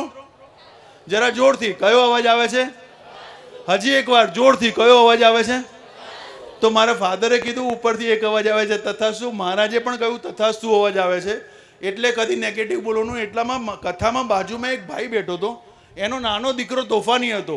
તો એ ભાઈ એના દીકરાને કહેતો હતો, સીધો બેસ ને, તું સાવ ડોબા જેવો છે, સીધો બેસ, સાવ ડોબા જેવો છે, સીધો બેસ, સાવ ડોબા જેવો છે. એટલે મહારાજે કીધું ઉપરથી અવાજ આવશે અને હવે કેવો થતો જશે? જન્મ્યો ત્યારે હતો નહીં. આમાંથી કેટલા લોકો છે જેણે બાળકો જન્મ્યા તો મીઠાઈ વેચી હતી? આવા કેટલા લોકો છે? બાળકો જન્મ્યા હોય ત્યારે મીઠાઈ વેચી હોય કેટલા લોકો? આ બધા લોકોએ વેચી. તો તમે કોઈને મીઠાઈ વેચી ત્યારે કોઈ પૂછ્યું હશે શેના પેંડા છે? તો તમે શું જવાબ આપ્યો તો? બાબો આવ્યો એના. તમે જવાબ શું આપ્યો તો? બાબો આવ્યો એના. કદી કોઈએ કીધું ઘરમાં ડોબો આવ્યો એના? મતલબ જન્મ્યો ત્યારે કોણ હતો એ? જરા જોરથી, જન્મ્યો ત્યારે કોણ હતો? એને ડોબો બનાવ્યો કોણે? કઈ રીતે? બોલી બોલીને. શું બોલી બોલીને? ઉપરથી કયો અવાજ આવે છે? તો આજે તમને સમજાયું કે કેમ આવા લોકો આવા હોય છે. તો હવે વિચારો કેમ ધનવાન લોકો ધનવાન છે. ઉપરથી એક જ અવાજ આવે છે. કયો અવાજ આવે છે? અને એટલા માટે ધનવાન લોકો ધનવાન છે, દુઃખી લોકો દુઃખી. તમે જોજો ઘણા લોકોનું પેટ થોડું બહાર આવે લગ્ન પછી. જો પેલા લોકો, પેલા ભાઈએ અંદર ખેંચી લીધું, હવે અંદર ના ખેંચાય. એ જે બહાર હોય તો બહાર જ રહે. પેટ બહાર આવે ને બધાનું, પેટ બહાર આવી જાય અને પછી થોડુંક જ બહાર આવ્યું હોય, હજી 1 જ ઇંચ આવ્યું હોય, અને બધાને રોજ બતાવે કે આ બહાર આવતું જાય છે, આ બહાર આવતું જાય છે. ઉપરવાળાને લાગે છે કે એને ગમતું હશે, તથાસ્તુ ચાલ, એટલે ઓર બહાર આવે. પાછો બીજાને કહે, જો હું નતો કહેતો બહાર આવતું જાય છે, પેલો કે તથાસ્તુ ઓર બહાર આવતું જાય. અને આપણે જ આપણી ભૂલો કરીએ છીએ. જો આનો પુરાવો આપી દઉં તમને બધાને, પુરાવો જોઈએ. હું નાનો હતો ત્યારે વિજ્ઞાનનો વિદ્યાર્થી હતો. વિજ્ઞાનનો વિદ્યાર્થી એટલે પપ્પા કંઈ પણ કહેતો માનવાનું નહીં. પપ્પા કંઈ પણ કહેતો માનવાનું નહીં. પપ્પાને પુરાવા જ માંગવાના કે પપ્પા આનો પુરાવો આપો. તો પપ્પાએ પુરાવો આપ્યો. ચેક કરો તમારામાંથી પોતે મોટા ભાઈ કે મોટી બેન કોણ છે અને હાથ ઉપર કરો. પોતે મોટા ભાઈ મોટી બેન, પોતે મોટા ભાઈ મોટી બેન, પોતે નાના ભાઈ નાની બેન હાથ ઉપર કરે. અચ્છા, હવે જુઓ, તમે આ ચેક કરજો આ વાત સાચી છે કે નહીં. તમારા ઘરમાં જે બાળકો હોય એને પણ ચેક કરજો. જે પોતે મોટો ભાઈ કે મોટી બેન હશે એ થોડા શાંત અને સમજદાર હશે. યસ ઓર નો? અને જે પોતે નાના હશે તોફાની અને રમૂજી. યસ ઓર નો? જે નાના હશે તોફાની અને રમૂજી, એનું કારણ શું છે? ઘરમાં 2 બાળકો હોય ને બંને જણા લડતા હોય કે ઝઘડતા હોય તો મમ્મી કોને શું કે? મોટાને કહેશે હું જે બોલું એ 3 વખત બોલજો. R you ready? 2 જણા ઝઘડતા હોય તો મમ્મી મોટાને જ કહે, બેટા તું મોટો છે, તું સમજ, પ્લીઝ રિપીટ. હજા જરા જોરથી પાછળથી, તું મોટો છે, તું સમજ. છેલ્લી વાર. ઉપરથી અવાજ આવે છે. એ દીકરો 7 વર્ષનો પણ સમજદાર થઈ જાય છે. યસ ઓર નો? અને પેલા નાનાને શું કહેવામાં આવે છે? આ નાનો છે, આ તોફાની છે, પ્લીઝ રિપીટ. હજી એક વાર. ઉપરથી અવાજ આવે છે. અને એ છોકરો આજે 42 નો હશે તો એ બાજુમાં કોણી મારીને પૂછતો હશે ક્યારે પતશે આ બધું? યસ ઓર નો? આનો મતલબ એ થયો કે તમે જે છો એવા એટલા માટે છો કારણ કે આવા સતત વિચારો કરો છો. જો તમે દુઃખી થવાના વિચારો કરો છો તો ઉપરથી કયો અવાજ આવે છે? બટાકાનું શાક ખાવાથી ગેસ કોને થાય? બટાકાનું શાક ખાવાથી ગેસ કોને થાય? જેને આ વાતની ખબર હોય એ ને, કેમ કે ખબર હોય એટલે ખાતા ખાતા જ વિચારે હવે વાયુ થવાનો. ઉપરથી અવાજ આવે છે, ખાતા ખાતા વિચારે હવે વાયુ થવાનો, હવે વાયુ થવાનો, અને એને બપોર સુધીમાં ગેસ થાય. યસ ઓર નો? ના થાય તો એ રાહ જોવે, હમણાં થશે.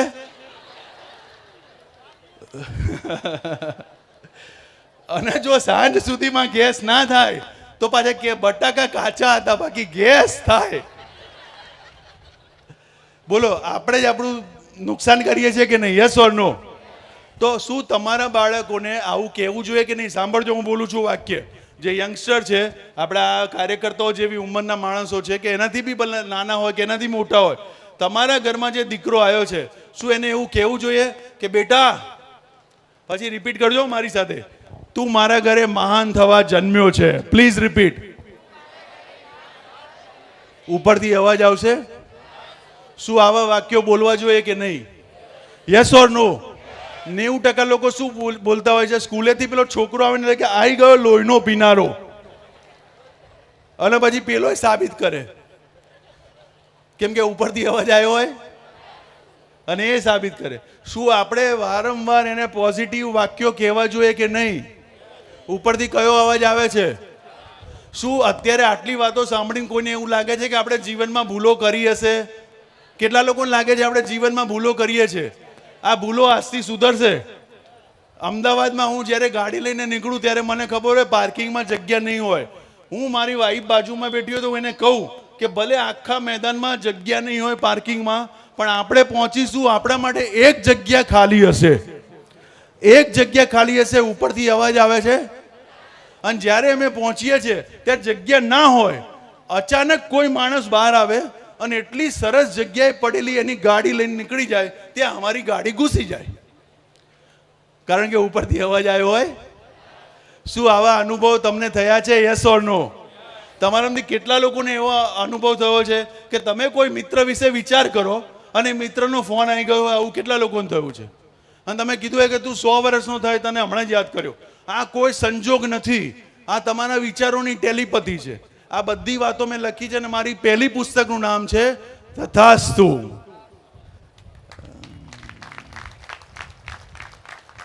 પહેલી પુસ્તક છે તથાસ્તુ, જે મોદી સાહેબે વાંચી 15 ઓગસ્ટ 2013. બરાબર ધ્યાનથી સાંભળજો. એમણે 2011માં વાંચી, પણ 15 ઓગસ્ટ 2013માં મોદી સાહેબ ભુજમાં, અહીંયા લાલન વિદ્યાલય છે, તમને ખબર હશે, ભુજમાં જે લાલ કિલ્લા ટાઈપનું છે, એમાં એ હતા 15 ઓગસ્ટ 2013. ત્યારે એ બોલ્યા હતા કે આજે હું આ લાલ કિલ્લા ઉપરથી બોલું છું, આવતી 15મી ઓગસ્ટે દિલ્હીના લાલ કિલ્લા ઉપર ઊભો હોઈશ. અને ઉપરથી અવાજ આવ્યો હશે. અને 2014ની 15 ઓગસ્ટે દિલ્હીમાં હતા. આવા કેટલા બધા કિસ્સા છે. એક નાનો કિસ્સો બીજો શેર કરી, પણ તમને મજા આવે છે મારી વાતોમાં? યસ ઓર નો? આનાથી જીવન બદલાશે, હા કે ના? તમે વધારે સુખી થશો? Yes or no? આજથી વધારે સમૃદ્ધ થશો, હા કે ના? મારો એક મિત્ર હતો, નાનપણમાં મને કે મૌલિકા વાળ ઓળાવવાનો બહુ કંટાળો આવે છે. અત્યારે બિલકુલ સાવ એને તો જે લોકો, એટલે તમને નથી કહેતો, તમારી તો વાળ સ્ટાઇલ ઉપર, હેર સ્ટાઇલ ઉપર હું ફિદા છું. તો ઉપરથી અવાજ આવશે તથાસ્તુ. યસ.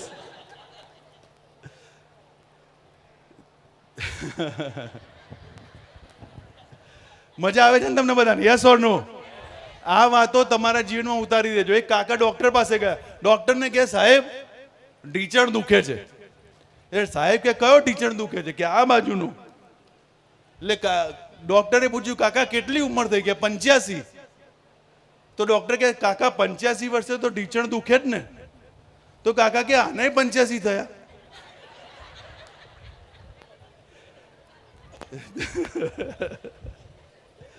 બે દુખવા જોઈએ ને? હા, અમને નથી ખબર. બિલ ક્લિન્ટનનું નામ તમે નહીં સાંભળ્યું હોય? બિલ ક્લિન્ટનનું નામ સાંભળ્યું છે કોઈએ? અમેરિકાના રાષ્ટ્રપ્રમુખ રહી ચૂક્યા છે 1993 થી 2001. એનો કિસ્સો હું કહેવા જઈ રહ્યો છું. બરાબર ધ્યાનથી સાંભળજો. જેટલા યુવાનો છે આમાં, કેટલા યુવાનો છે જરા હાથ ઊંચો કરે. યુવાનો જો બાપાઓએ હાથ ઊંચો કર્યો અને યુવાનો નથી કરતા. એકદમ યંગ હોય એવા કેટલા લોકો પોતાની જાતને યંગ માનતા હોય. નટુભાઈ અમારા પ્રોગ્રામમાં એક બહુ સરસ પ્રયોગ કરાવે છે. અભી તો મેં, જરા જોરથી, અભી તો મેં, આટલી નહીં, જરા જોરથી બોલો. અંદર વાળાને બી ખબર પડી જોઈએ કે ખરેખર પાર્ટી જવાન છે. તો જરા જોરથી બોલજો. અભી તો મેં. ઉપરથી અવાજ આવશે. મોદી સાહેબ જો આટલી ઉંમરે પણ જવાન લાગે છે કે નહીં? યસ ઓર નો? જેટલું કામ એ કરી રહ્યા છે ને આપણે કલ્પના બી ના કરી શકીએ. આમ ખાલી તમે એક વખત 10 કલાક હાથ હલાવજો, પછી જમાશે નહીં જાતે, કોકે જમાડવું પડશે. એટલું આ બધું દુઃખ છે.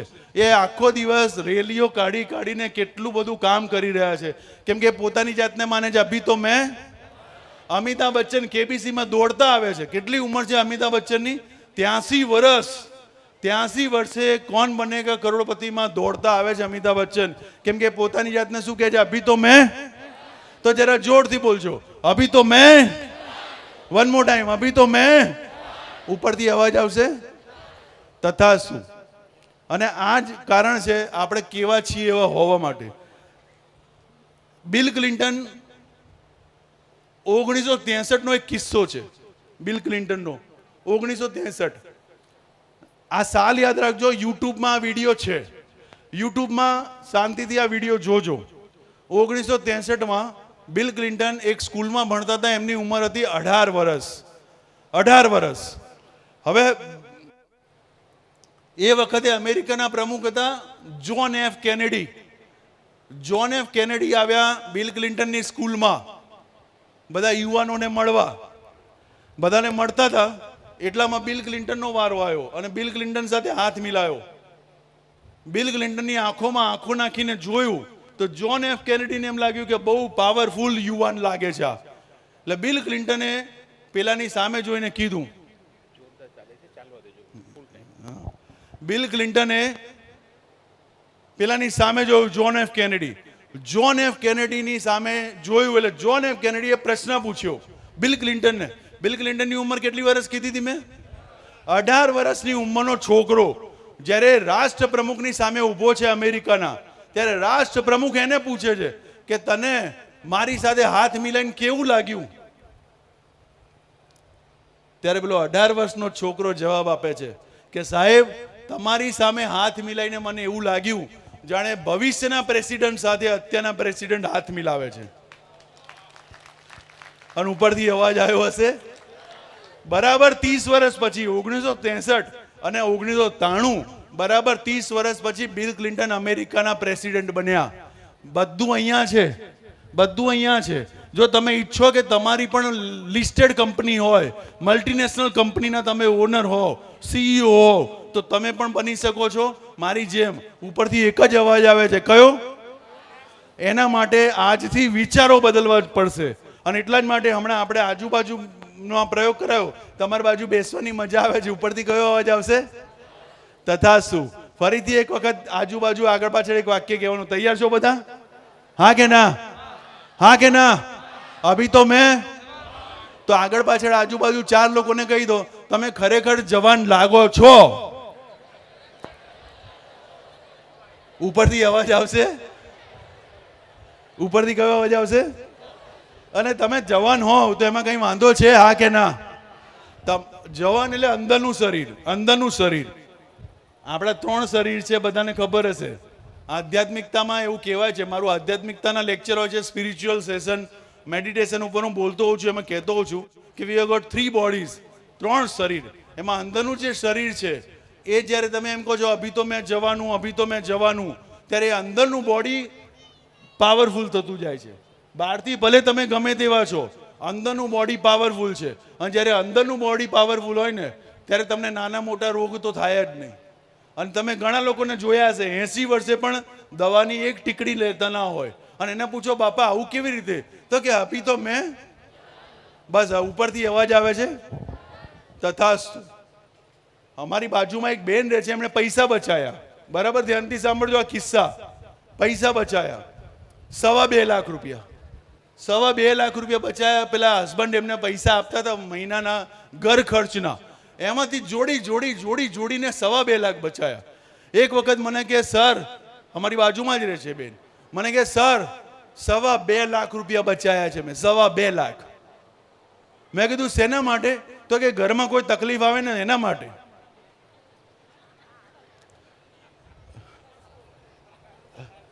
સમજ્યા ને તમે? સમજી ગયા? એમના હસબન્ડને એટેક આવ્યો 1 મહિના પછી. 1 મહિના પછી એમના હસબન્ડને એટેક આવ્યો, હોસ્પિટલમાં દાખલ કર્યા અને ડોક્ટરે કીધું કે આમનું ઓપરેશન કરવું પડશે. પેલા બેને કીધું કરી નાખો ઓપરેશન. ડોક્ટરે બિલ આપ્યું બરાબર 2.25 લાખ રૂપિયા. 2.25 લાખ રૂપિયા પેલા બેને આપ્યા અને પછી મને આવીને મળ્યા. હું ખબર કાઢવા ગયો એટલે પછી પેલા બેન કે જોયું સાહેબ, પૈસા બચાયા, મારા હસબન્ડ બચી ગયા. હું એમને પેલી તથાસ્તુ ચોપડી આપતો આવ્યો કે બેન આ તથાસ્તુ ચોપડી વાંચજો, પછી આપણે વાત કરીએ. 2 દિવસ પછી એમનો ફોન આવ્યો. એમના હસબન્ડ બી રજા આપી દીધી હતી, ઘરે આવી ગયા હતા. મને કે સાહેબ ચા નાસ્તો કરવા અમારા ઘરે આવો. હું ને મારા વાઈફ પહોંચી ગયા ચા નાસ્તો કરવા એમના ઘરે. અમે બેઠા હતા અને પેલા બેને કીધું ચોપડી ડાઇનિંગ ટેબલ ઉપર, મારી સામે ચોપડી સામે, મારી સામે ચોપડી સામે જોયા કરે. મેં પૂછ્યું શું થયું બેન? એટલે મને કે મારા હસબન્ડને એટેક મારા કારણે આવ્યો હતો. તમારી ચોપડી વાંચીને સમજાઈ ગયું. મેં કીધું કઈ રીતે? તો કે હું 1 રૂપિયો બચાવતી હતી ત્યારે વિચારતી હતી કે કાલે ઉઠીને ઘરમાં મોટી બીમારી આવે તો કામમાં આવે. ઉપરથી અવાજ આવ્યો અને 2.25 લાખ રૂપિયા જેટલી બીમારી ઘરમાં આવી.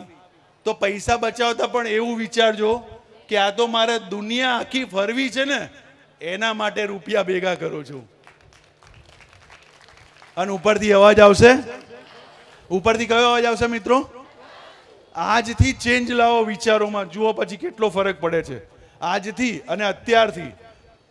આટલી વાત બરાબર સમજી ગઈ? મોજ આવે છે બધાને? યસ ઓર નો? સમજાય છે બધી વાતો? ચાલુ રાખું થોડી વાર? હજી ચાલુ રાખું ને? કે પછી તમને એવું નથી ને કે હવે તમે આટલે દૂરથી આવ્યા છો તો લઈ લો થોડું, તમે લઈ લો, એવું નથી ને? તો ચાલુ રાખું ને? નહીં તો ઘણી વખત આવું થતું હોય અમારા કેસમાં. હું એક વખત ઈડર ટ્રેનિંગ આપવા, ઈડર ખબર છે ને બધાને? ઈડર ગયો તો ઈડરમાં મારું સેશન હતું, મારા પપ્પાનું પહેલા સેશન હતું. પપ્પા આધ્યાત્મિકતા ઉપર બોલ્યા 1.5 કલાક. પછી પપ્પાનો વારો પૂરો થયો એટલે બ્રેક પડ્યો એટલે બાથરૂમ ગયા બધા. હું બાથરૂમમાં ગયો. બાથરૂમમાં બીજા 4 જણ ઊભા હતા અને બધા વાતો કરતા હતા કે આ સોની સાહેબ તો જોરદાર બોલ્યા હો. એટલે બીજાએ પૂછ્યું કે હવે કોણ છે? તો ત્રીજાએ જવાબ આપ્યો હવે કોઈક મૌલિક સોની જ છે. એટલે ચોથાએ પૂછ્યું આ કોણ છે મૌલિક સોની? એટલે પાંચમાએ કીધું ખબર નહીં, આ આયોજકો ક્યાંકથી ઉપાડી લાયા છે. એ 4 જણાની સામે મેં બરાબર જોયું. પછી બ્રેક પૂરો થયો એટલે હું સ્ટેજ ઉપર ગયો અને એ 4 આગળ જ બેઠા હતા.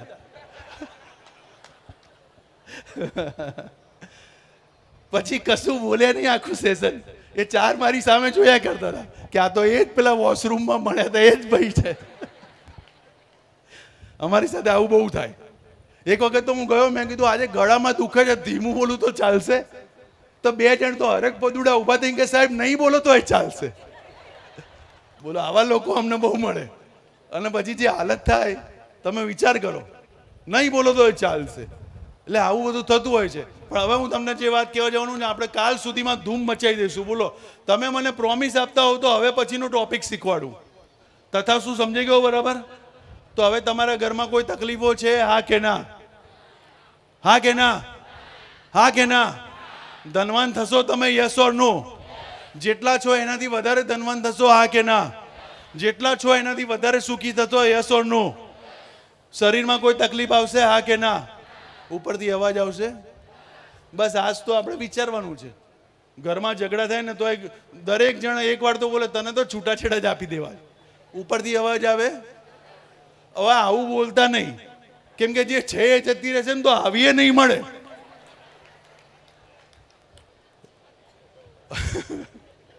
આ જે છે ને આવીએ નહીં મળે. એટલે આ જે છે એને રાખો. હા કે ના? અને પ્રેમથી રાખો, દિલથી રાખો, એકદમ એમ માનીને કે આ છે તો બધું છે. જે દિવસે એ નથી એ દિવસે ખરેખર ઘરમાં જે તકલીફો સર્જાય છે ને, એ તો જેને નથી એને પૂછી જુઓ. તો હવે પછીની વાત છે શક્તિશાળી શબ્દો. જરા બોલો તો મારી સાથે, શું બોલ્યો હું? હજી જરા જોરથી બોલો ને, હું શું બોલ્યો? એકવાર ફરીથી જરા જોરથી બોલો ને. તમે ઘણા પિક્ચરો જોયા હશે, એમાં એક ડાયલોગ આવે છે, કેજીએફ નામનું પિક્ચર ઘણાએ જોયું હશે, કેજીએફ. એમાં એક ડાયલોગ આવે છે, powerful people come from powerful places.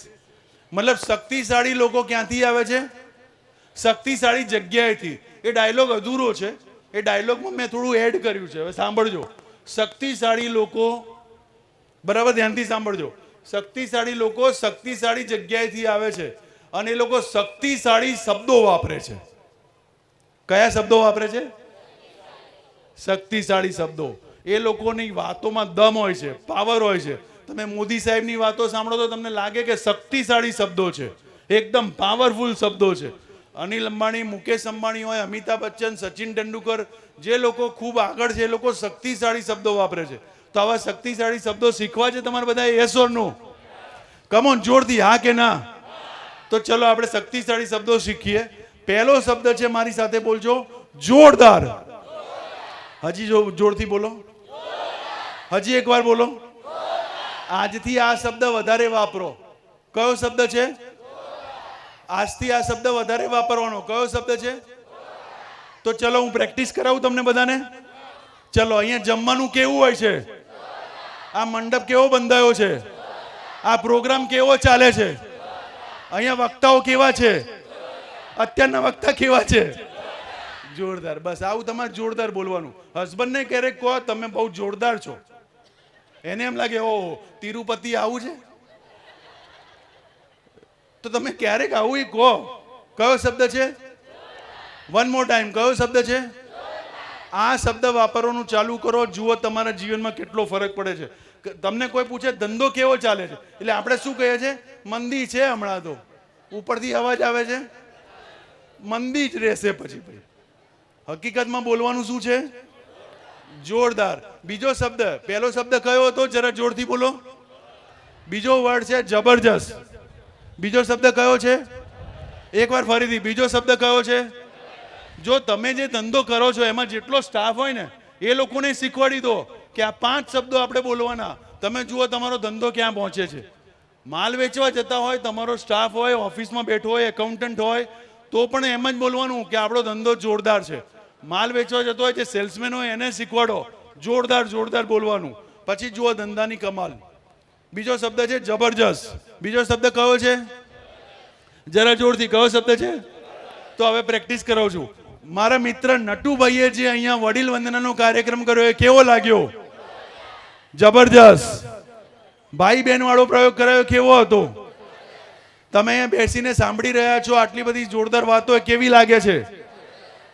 અને તમે જે અહીંયા આવ્યા છો વતનમાં, દેશમાં, તો આ ફેરો તમને કેવો લાગ્યો?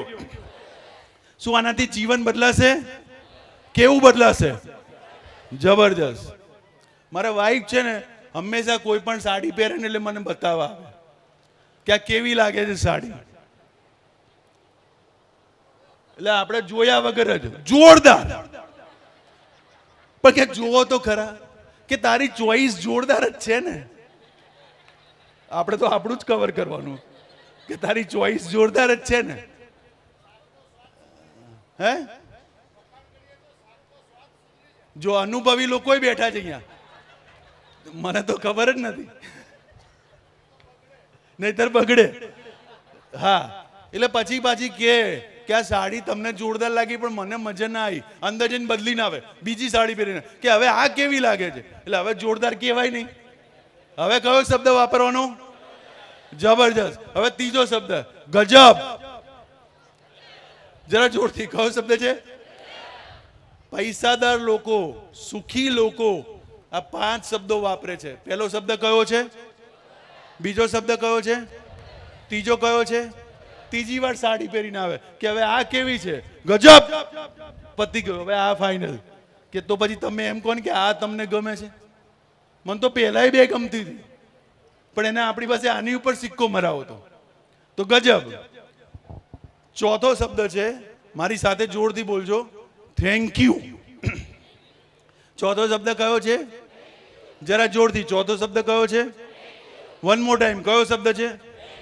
જો પરિવારમાં સુખ શાંતિ સમૃદ્ધિ ઈચ્છતા હો તો થેન્ક યુ શબ્દ વારંવાર વાપરો. હમણાં હું થોડા સમય પહેલા અમેરિકા હતો, 1.5-2 મહિના પહેલા. તો ત્યાં મારું સેશન હતું. ત્યાં મેં 2-3 વસ્તુઓ જોઈ. હું કેનેડાનો પીઆરઆઈ છું, કેનેડાનો પરમેનન્ટ રેસિડન્ટ, એટલે જવાનું થતું હોય છે મારે. એટલે આવી રીતે મેં વિદેશમાં પ્રોગ્રામ કર્યા. ત્યાં મેં જોયું કે ભૂરિયા લોકો પશ્ચિમના દેશોમાં ધનવાન લોકો છે બધા, આપણને ખ્યાલ છે. અને બધા આપણે જોયું છે કે એ બાજુ એ બધા દેશોને આપણે ધનવાન દેશો તરીકે જોઈએ છે, જગત જમાદાર તરીકે જોઈએ છે. પણ એ લોકોમાં એક ખાસિયત છે. અને 5મો શબ્દ શીખવાડીને કહું. 5મો શબ્દ છે સોરી. Please repeat. 5મો શબ્દ કયો છે? તો 5 શબ્દો થયા. પેલા ભૂરિયા લોકો, ફોરેનર્સ, ચાલતા ચાલતા થાંભલા ન થડી જાય ને તોય સોરી બોલે, સોરી. અને આપણે અહીંયા ચાલતા ચાલતા કોકને આંખો લપેટમાં લઈને પાડ્યો હોય ને તોય પાછા આપણે એને કહીએ, ભાઈ જોઈને ચાલ ને યાર. આપણી તો ભૂલ જ નહીં, એની જ ભૂલ. જે લોકો બરોડામાં એક વિશ્વવંદ નામની સંસ્થા છે, વિશ્વવંદ નામની સંસ્થાએ આજથી 125 વર્ષ પહેલા એક ચોપડી લખેલી છે. એ ચોપડી તો બજારમાં અવેલેબલ જ નથી. એનું ગુજરાતીએ સમજાય એવું નથી, એટલું ભારે ગુજરાતી. ચોપડીનું નામ છે ધનવાન થવાની કળા. ધનવાન થવાની કળા. ચોપડી મારા ફાધર પાસે હતી, મેં આખી વાંચી. અને ચોપડીમાં મેં જોયું તો એક વસ્તુ મને જોવા શીખવા મળી, જાણવા મળી. અને એ જાણવા મળ્યું એ આ હતું કે જે લોકોને જીવનમાં ધનવાન થવું છે એ લોકો 2 શબ્દો વાપરે, થેન્ક યુ અને સોરી. કયા 2 શબ્દો વાપરવાના છે? ફરીથી જરા જોરથી, કયા 2 શબ્દો? આ 2 શબ્દો વાપરી જુઓ. લક્ષ્મી તમારી પાસે આકર્ષાઈને આવશે. આ 2 શબ્દો તમારી પોલાઇટનેસ દર્શાવે છે. તમે ડિઝર્વ કરો છો લક્ષ્મીને. લક્ષ્મી તમારી પાસે રહે છે. પણ ક્યારે આપણે આવા બનીશું, થેન્ક યુ ને સોરી એક પ્રયોગ કરીશું ત્યારે? તો બધા તૈયાર છે પ્રયોગ કરવા? યસ ઓર નો? હમણાં મારા મિત્ર નટુભાઈએ તો એક પ્રયોગ કરાવડાવ્યો તો તમને ખ્યાલ છે. નટુભાઈએ એક પ્રયોગ કરાવડાવ્યો કે તમે માતા પિતાને સોરી કહો, માફી માંગો. અને માતા પિતા પણ મોટું મન રાખીને એ લોકોને માફ કરે. આવું આપણે જોયું. હવે આપણે થેન્ક યુ કહીશું. સોરી તો કીધું, હવે થેન્ક યુ કહીશું કે તમારા કુટુંબમાં અમે જન્મ્યા, તમે અમને જન્મથી અત્યાર સુધી ઉછેર્યા, અને જે અમારી ભૂલો હતી એ માફ કરી કરીને ઉછેર્યા, અને આ લેવલે પહોંચાડ્યા. 2 ફેક્ટરી 4 સોમિલ આપી છે. તો તમારો આભાર, thank you very much. Yes or no? કરવું જોઈએ કે નહીં? Yes or no? Come on. Thank you કહેવું જોઈએ કે નહીં? ખાલી જો તમારે સારામાં સારી ભગવાનને પ્રાર્થના કરવાની પદ્ધતિ શીખવી હોય ને તો મારા પપ્પાએ ખાલી આટલું શીખવાડ્યું હતું. કોઈ પણ મંદિરમાં જઈને ભગવાન સામે જોઈને ખાલી થેન્ક યુ બોલીને નીકળી જજે. ખાલી ભગવાન સામે જોવાનું ને બોલવાનું થેન્ક યુ વેરી મચ, બસ નીકળી જજે.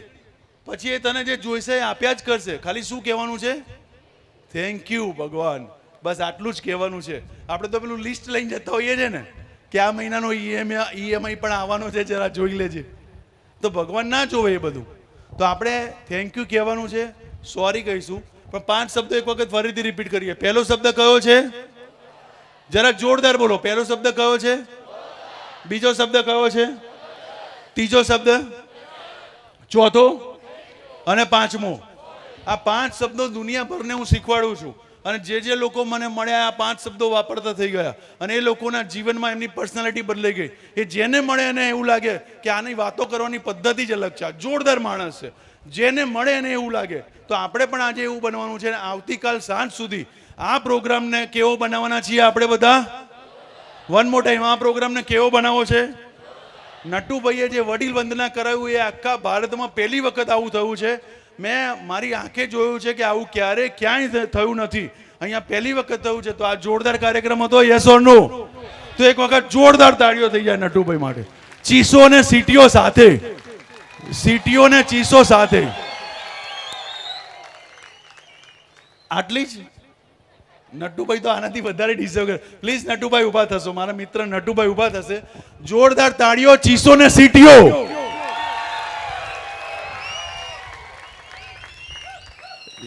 You deserve it man, you deserve it. જોરદાર કામ કર્યું આજે. મેં એમના સેશન પછી મેં એમને કહ્યું કે તમે જે રીતે કરાયું છે ને, હવે મારી જવાબદારી વધી ગઈ છે. કેમ કે એમણે જે લેવલે તમને લાઈને મૂકી દીધા હતા ને, એ પછી મારે તમને તથાસ્તુ કહેવાનું હતું. પણ તથાસ્તુ બરાબર સમજી ગયું છે બધાને? યસ ઓર નો?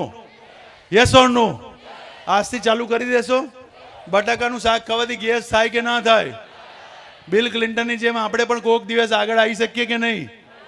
આપણું પેટ પણ બહાર આવેલું છે કે અંદર છે? આજથી ચાલુ કરો. એક કાકા મને આવીને કે સાહેબ હવે ખબર પડી વજન ઉતરતું કેમ નથી. મેં કીધું કેમ નથી ઉતરતું? તો કે 6 મહિનાથી રોજ સવારે ખાખરો ખાઉં છું અને 5 કિલોમીટર ચાલવા જાઉં છું. રોજ એક ખાખરો 5 કિલોમીટર ચાલવાનું, તોય વજન ઉતર્યું નહીં. મેં કીધું કેમ? કે રોજ રાતે અરીસામાં જોઈને બોલું છું, કંઈ ફરક પડતો નથી. ઉપરથી અવાજ આવે છે તથાસ્તુ, અને એટલે એમને કોઈ ફરક પડતો નથી. શું આજથી આપણે પૈસા બચાવીશું તો પોઝિટિવ વિચારીશું કે નેગેટિવ? શું વિચારીશું? કે આ પૈસા તો મારે દુનિયા આખી ભરવી છે, એના માટે એક નવો બંગલો બનાવવો છે, એના માટે મારા બાળકોને આ પૈસા આપવા છે, એના માટે. તકલીફો માટેના પૈસા બચાવશો નહીં, નહીતર એ પૈસા તકલીફોમાં જશે. શું તમને આ પ્રોગ્રામમાં મજા આવી? યસ ઓર નો? ઉપરથી કયો અવાજ આવશે? તો પ્રોગ્રામ કેવો લાગ્યો તમને? પ્રોગ્રામ કેવો લાગ્યો? જબરજસ્ત. અહીંના કાર્યકર્તાઓને એકવાર ઊભા કરીશું. કાર્યકર્તાઓ જે હોય ઊભા થાય. લાલ હાર માળા પહેરી હોય કાર્યકર્તા છે ને, આગળ આવો, આમ લાઈન બનાવો. કાર્યકર્તાઓ આગળ આવીને લાઈન બનાવે.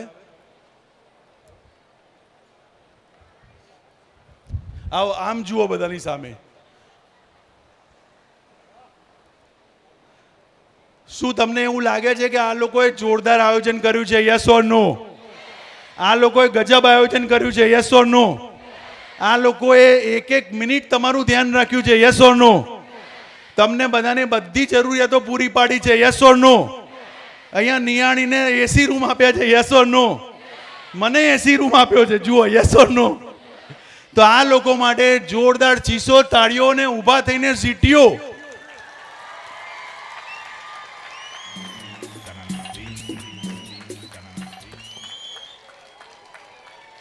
એકવાર જોરદાર તાળીઓ, ચીસો, હજી એકવાર.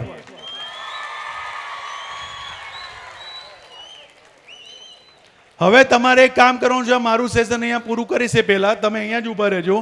અહીંયા જેટલા મિત્રો બેઠા છે એટલા ખાલી એક કામ કરશે.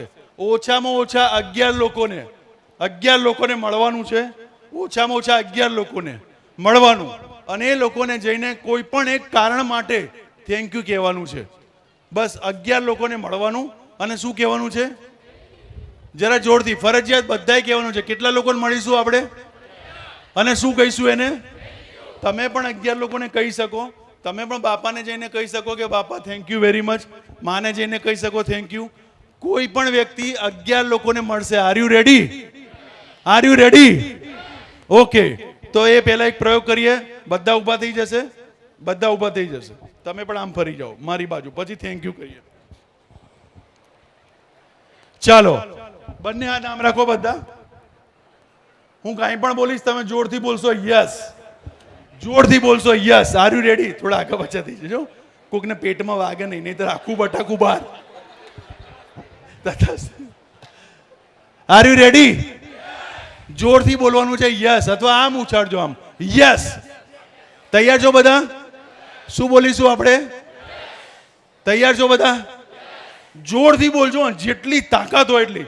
શરીરના એક એક કોષ, અંદર એક એક સેલ ને ખબર પડવી જોઈએ કે આને હા પાડી છે. R you ready? બંને હાથ અહીંયા. આપણે બધા સુખી છીએ. તમે જેટલું જોરથી યસ બોલશો એટલું આખું શરીર માનશે કે હા હું સુખી છું. પછી જ તથાસ્તુ થશે. તો જો મારી બુકમાં મેં લખ્યું છે કે અંદરથી આવવું જોઈએ, અંદરથી, ખાલી બહારથી નહીં. આપણે આવું કે હા હવે હું સુખી છું, તો ઉપરવાળો કહે કે રહેવા દે ભાઈ. અંદરથી આવવું જોઈએ. R you ready? આપણે બધા સુખી છીએ. આપણે જોરદાર છીએ, પાવરફુલ છીએ, સફળ છીએ, જોરથી સમૃદ્ધ છીએ, તંદુરસ્ત છીએ, પોઝિટિવ છીએ, powerful, confident, positive, perfect, successful, healthy, wealthy. તથાસ્તુ. Thank you. ઉપરથી અવાજ આવશે. I hope you must have enjoyed. Yes or no? મજા આવી છે? યસ ઓર નો? 11 લોકોને થેન્ક યુ કહી દો જલ્દી, ચાલુ કરી દો. 11 લોકોને થેન્ક યુ કહી દો જલ્દી. હગ કરીને કહેવાનું છે, હગ કરીને. Thank you very much. અહીંયા નટુભાઈને પણ થેન્ક યુ કહી શકાય. નટુભાઈએ તમને જોરદાર કરાયું છે. નટુભાઈને થેન્ક યુ કહી શકાય. કેમેરામેનને થેન્ક યુ કહેવાય.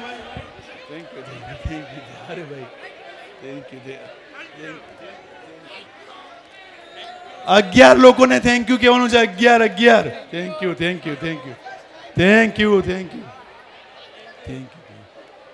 11 લોકોને થેન્ક યુ કહેવાનું છે બહેનો. 11 લોકોને.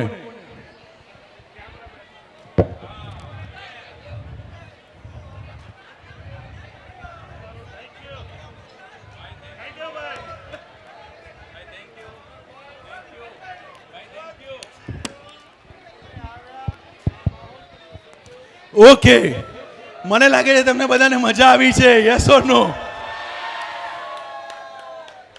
તમને બધાને મજા આવી છે, હા કે ના? આપણે ફરીથી બહુ જલ્દી મળીશું. તમારી જાણ ખાતર હું બાળકોના, યુવાનોના, બિઝનેસમેનના, હસબન્ડ વાઈફના પ્રોબ્લેમ્સ માટે કાઉન્સેલિંગ પણ કરતો હોઉં છું ટેલિફોન ઉપર. કોઈને કાંઈ પ્રશ્ન હોય તો મારો નંબર અહીંયાથી રમેશભાઈ પાસેથી પણ મેળવીને મને કોલ કરી શકે છે. ફરીથી જલ્દી મળીશું. યસ ઓર નો? ત્યાં સુધી બધાને થેન્ક યુ વેરી મચ. ઉપરથી અવાજ આવશે? Thank you. All the very best. Thank you સાહેબ, થેન્ક યુ.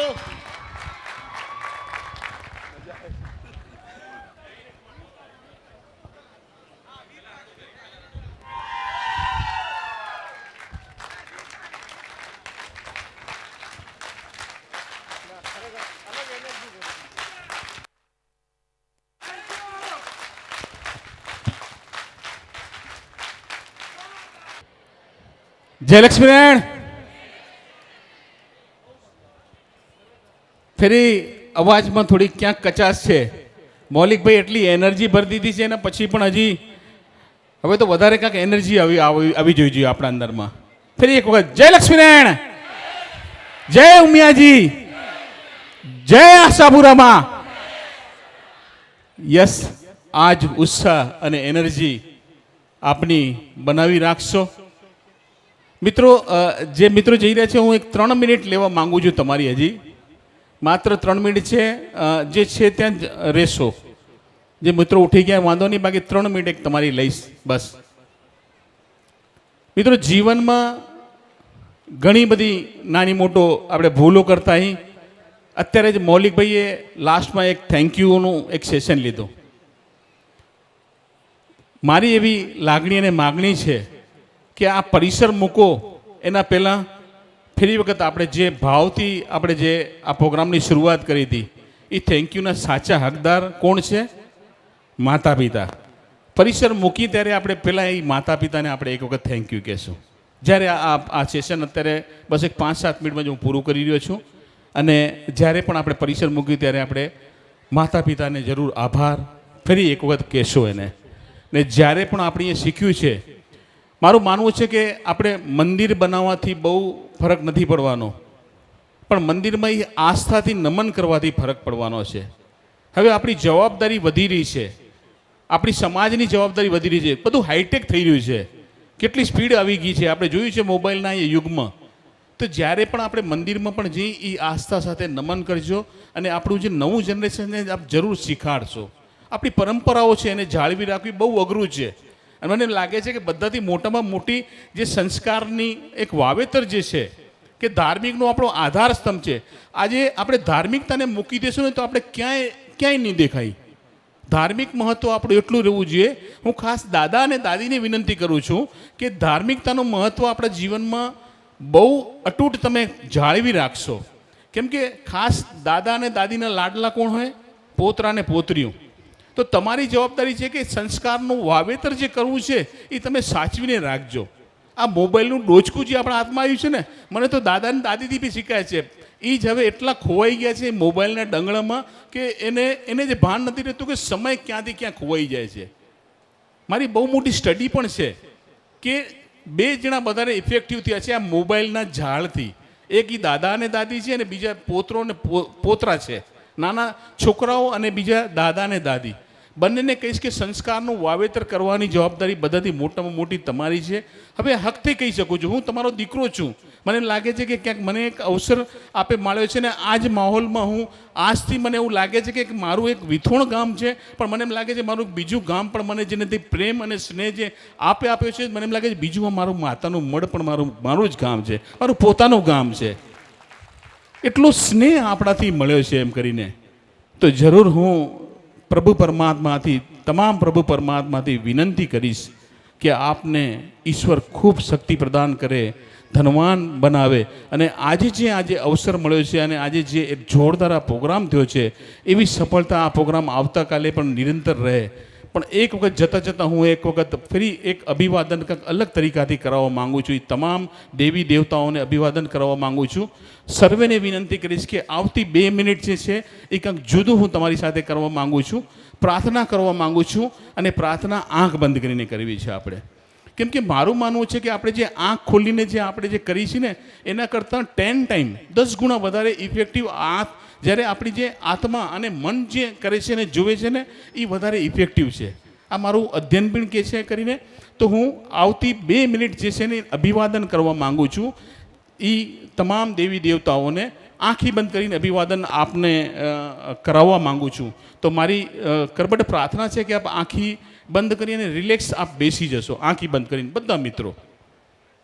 લાસ્ટ 2 મિનિટ છે, આંખી બંધ કરી અને આપ બેસી જશો. સુંદર મજાનો ધ્યાન લગાડવાની પૂરી કોશિશ કરશો આંખી બંધ કરીને જેટલું શક્ય હોય તે. કેમ કે આ ક્રિયા બહુ મોટી છે અને કલાક લાગે છે. હું તમને 2 મિનિટમાં કરાવવા માંગુ છું. થોડુંક અઘરું છે પણ સાથ અને સહયોગ જોઈશે કરીને. સ્લોમાં થોડુંક શું નાનું છું.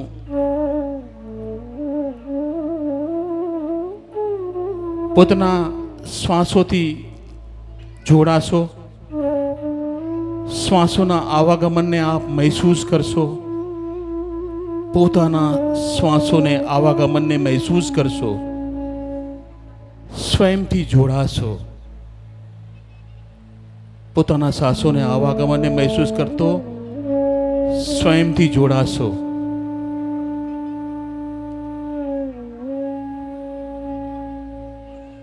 આ સુંદર મજાનો આ માતાજીનું પ્રાંગણ,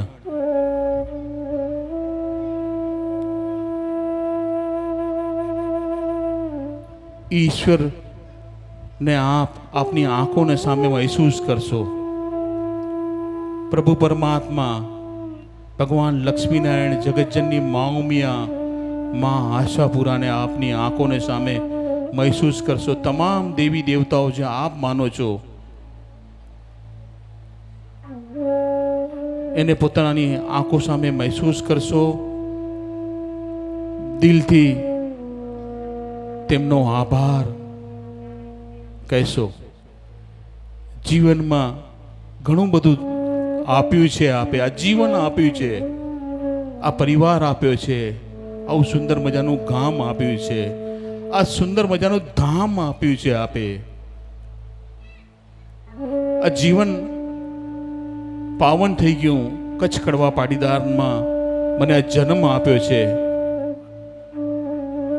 આપનો ખૂબ ખૂબ આભાર. એમને તો પણ વિશેષ હું આભાર આજ કરવા માંગુ છું, દિલની લાગણીથી, માગણીથી. મારા બીજા ઈશ્વર એટલે મારા માતા પિતાને આજ હું કરબટ નમન કરું છું.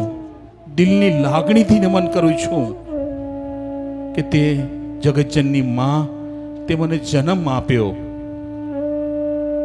એ પિતાને હું નમન કરું છું જેમને મારું જીવન પાવન કરી દીધું.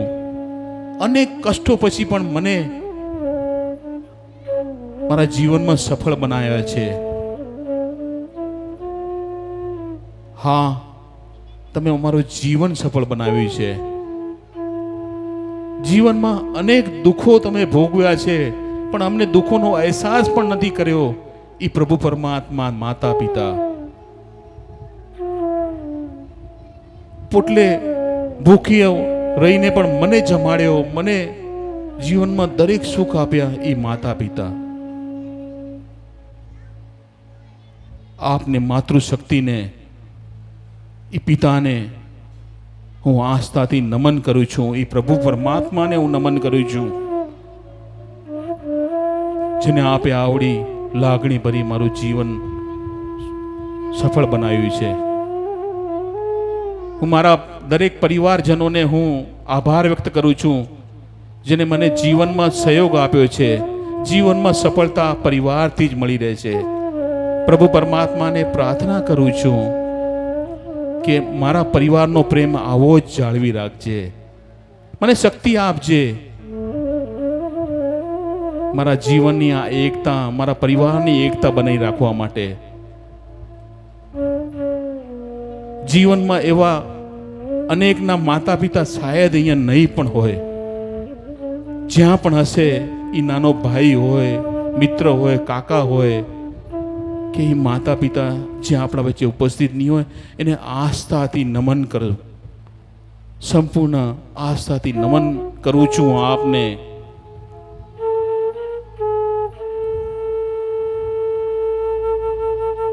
નમન કરું છું આપને. જીવનમાં આપે ખૂબ આપ્યું છે. ફરી વખત એક વખત હું મારી ધર્મ પત્નીને પણ હું નમન કરું છું, કે જેને આસ્થાથી મારા જીવનમાં દરેક પલોમાં સાથ આપ્યો છે. મારા પતિ પરમેશ્વરને હું નમન કરું છું, કે જેને મને જીવનમાં અનેક સુખો આપ્યા છે. ખૂબ ખૂબ આપનો આભાર. ફરી એક વખત હું આસ્થા ભર્યું પ્રભુ પરમાત્માને નમન કરી, માતા પિતાને નમન કરી,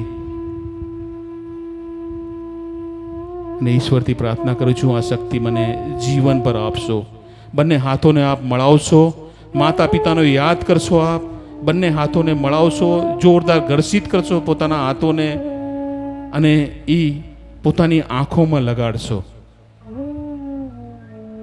આભારના શબ્દો સાથે પોતાની આંખોને લગાડશો.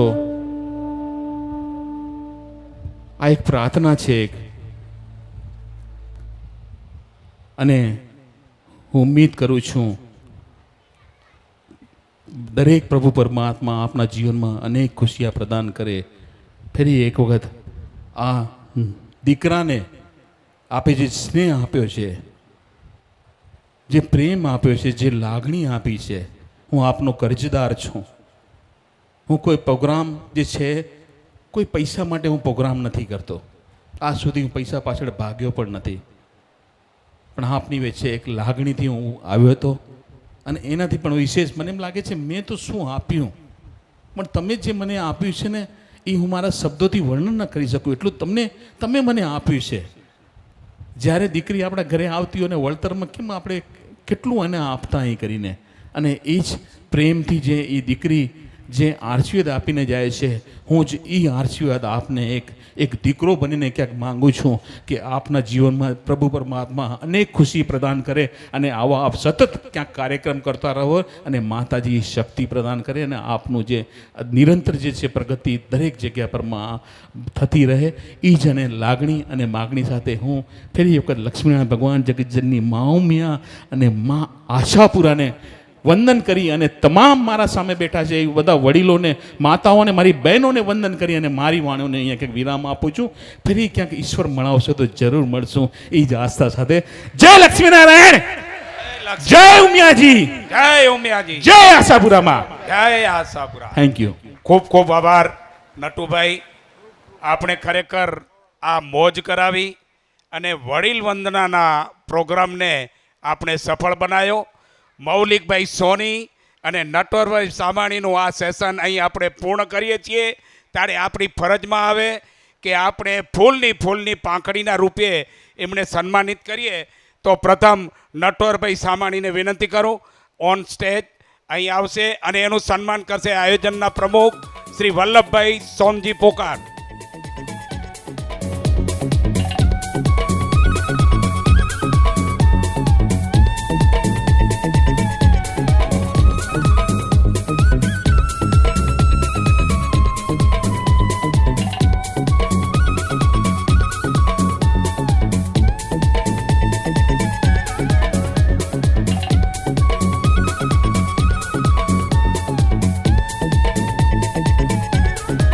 તાળીઓ થઈ જાય, તાળીઓ. બોલો શ્રી લક્ષ્મી નારાયણ ભગવાન કી, આજ કે આનંદ કી.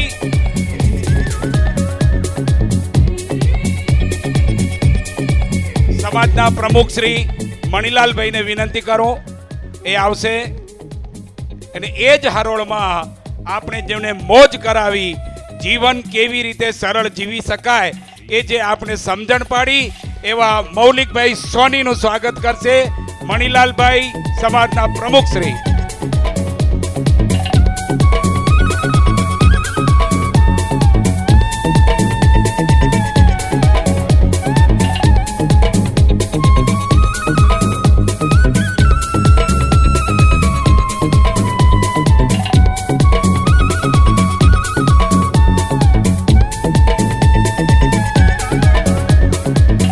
આપણો સ્નેહ, આપણો પ્રેમ, આપણે જે અહીં આવીને આપણે જે મોજ કરાવી, અમે ફૂલની પણ ફૂલની પાંખડીના રૂપે આપણી સમક્ષ રજૂ થયા છીએ, એ સર સ્વીકારશો એ ભાવ સાથે. મૌલિકભાઈ સોનીને નમ્ર વિનંતી. અહીં નટુભાઈની વિનંતી છે કે આપણે દરેક કાર્યકર્તા, કારોબારી સભ્યો અહીં ઓન સ્ટેજ આવીએ અને એક ફોટો સેશન કરીએ.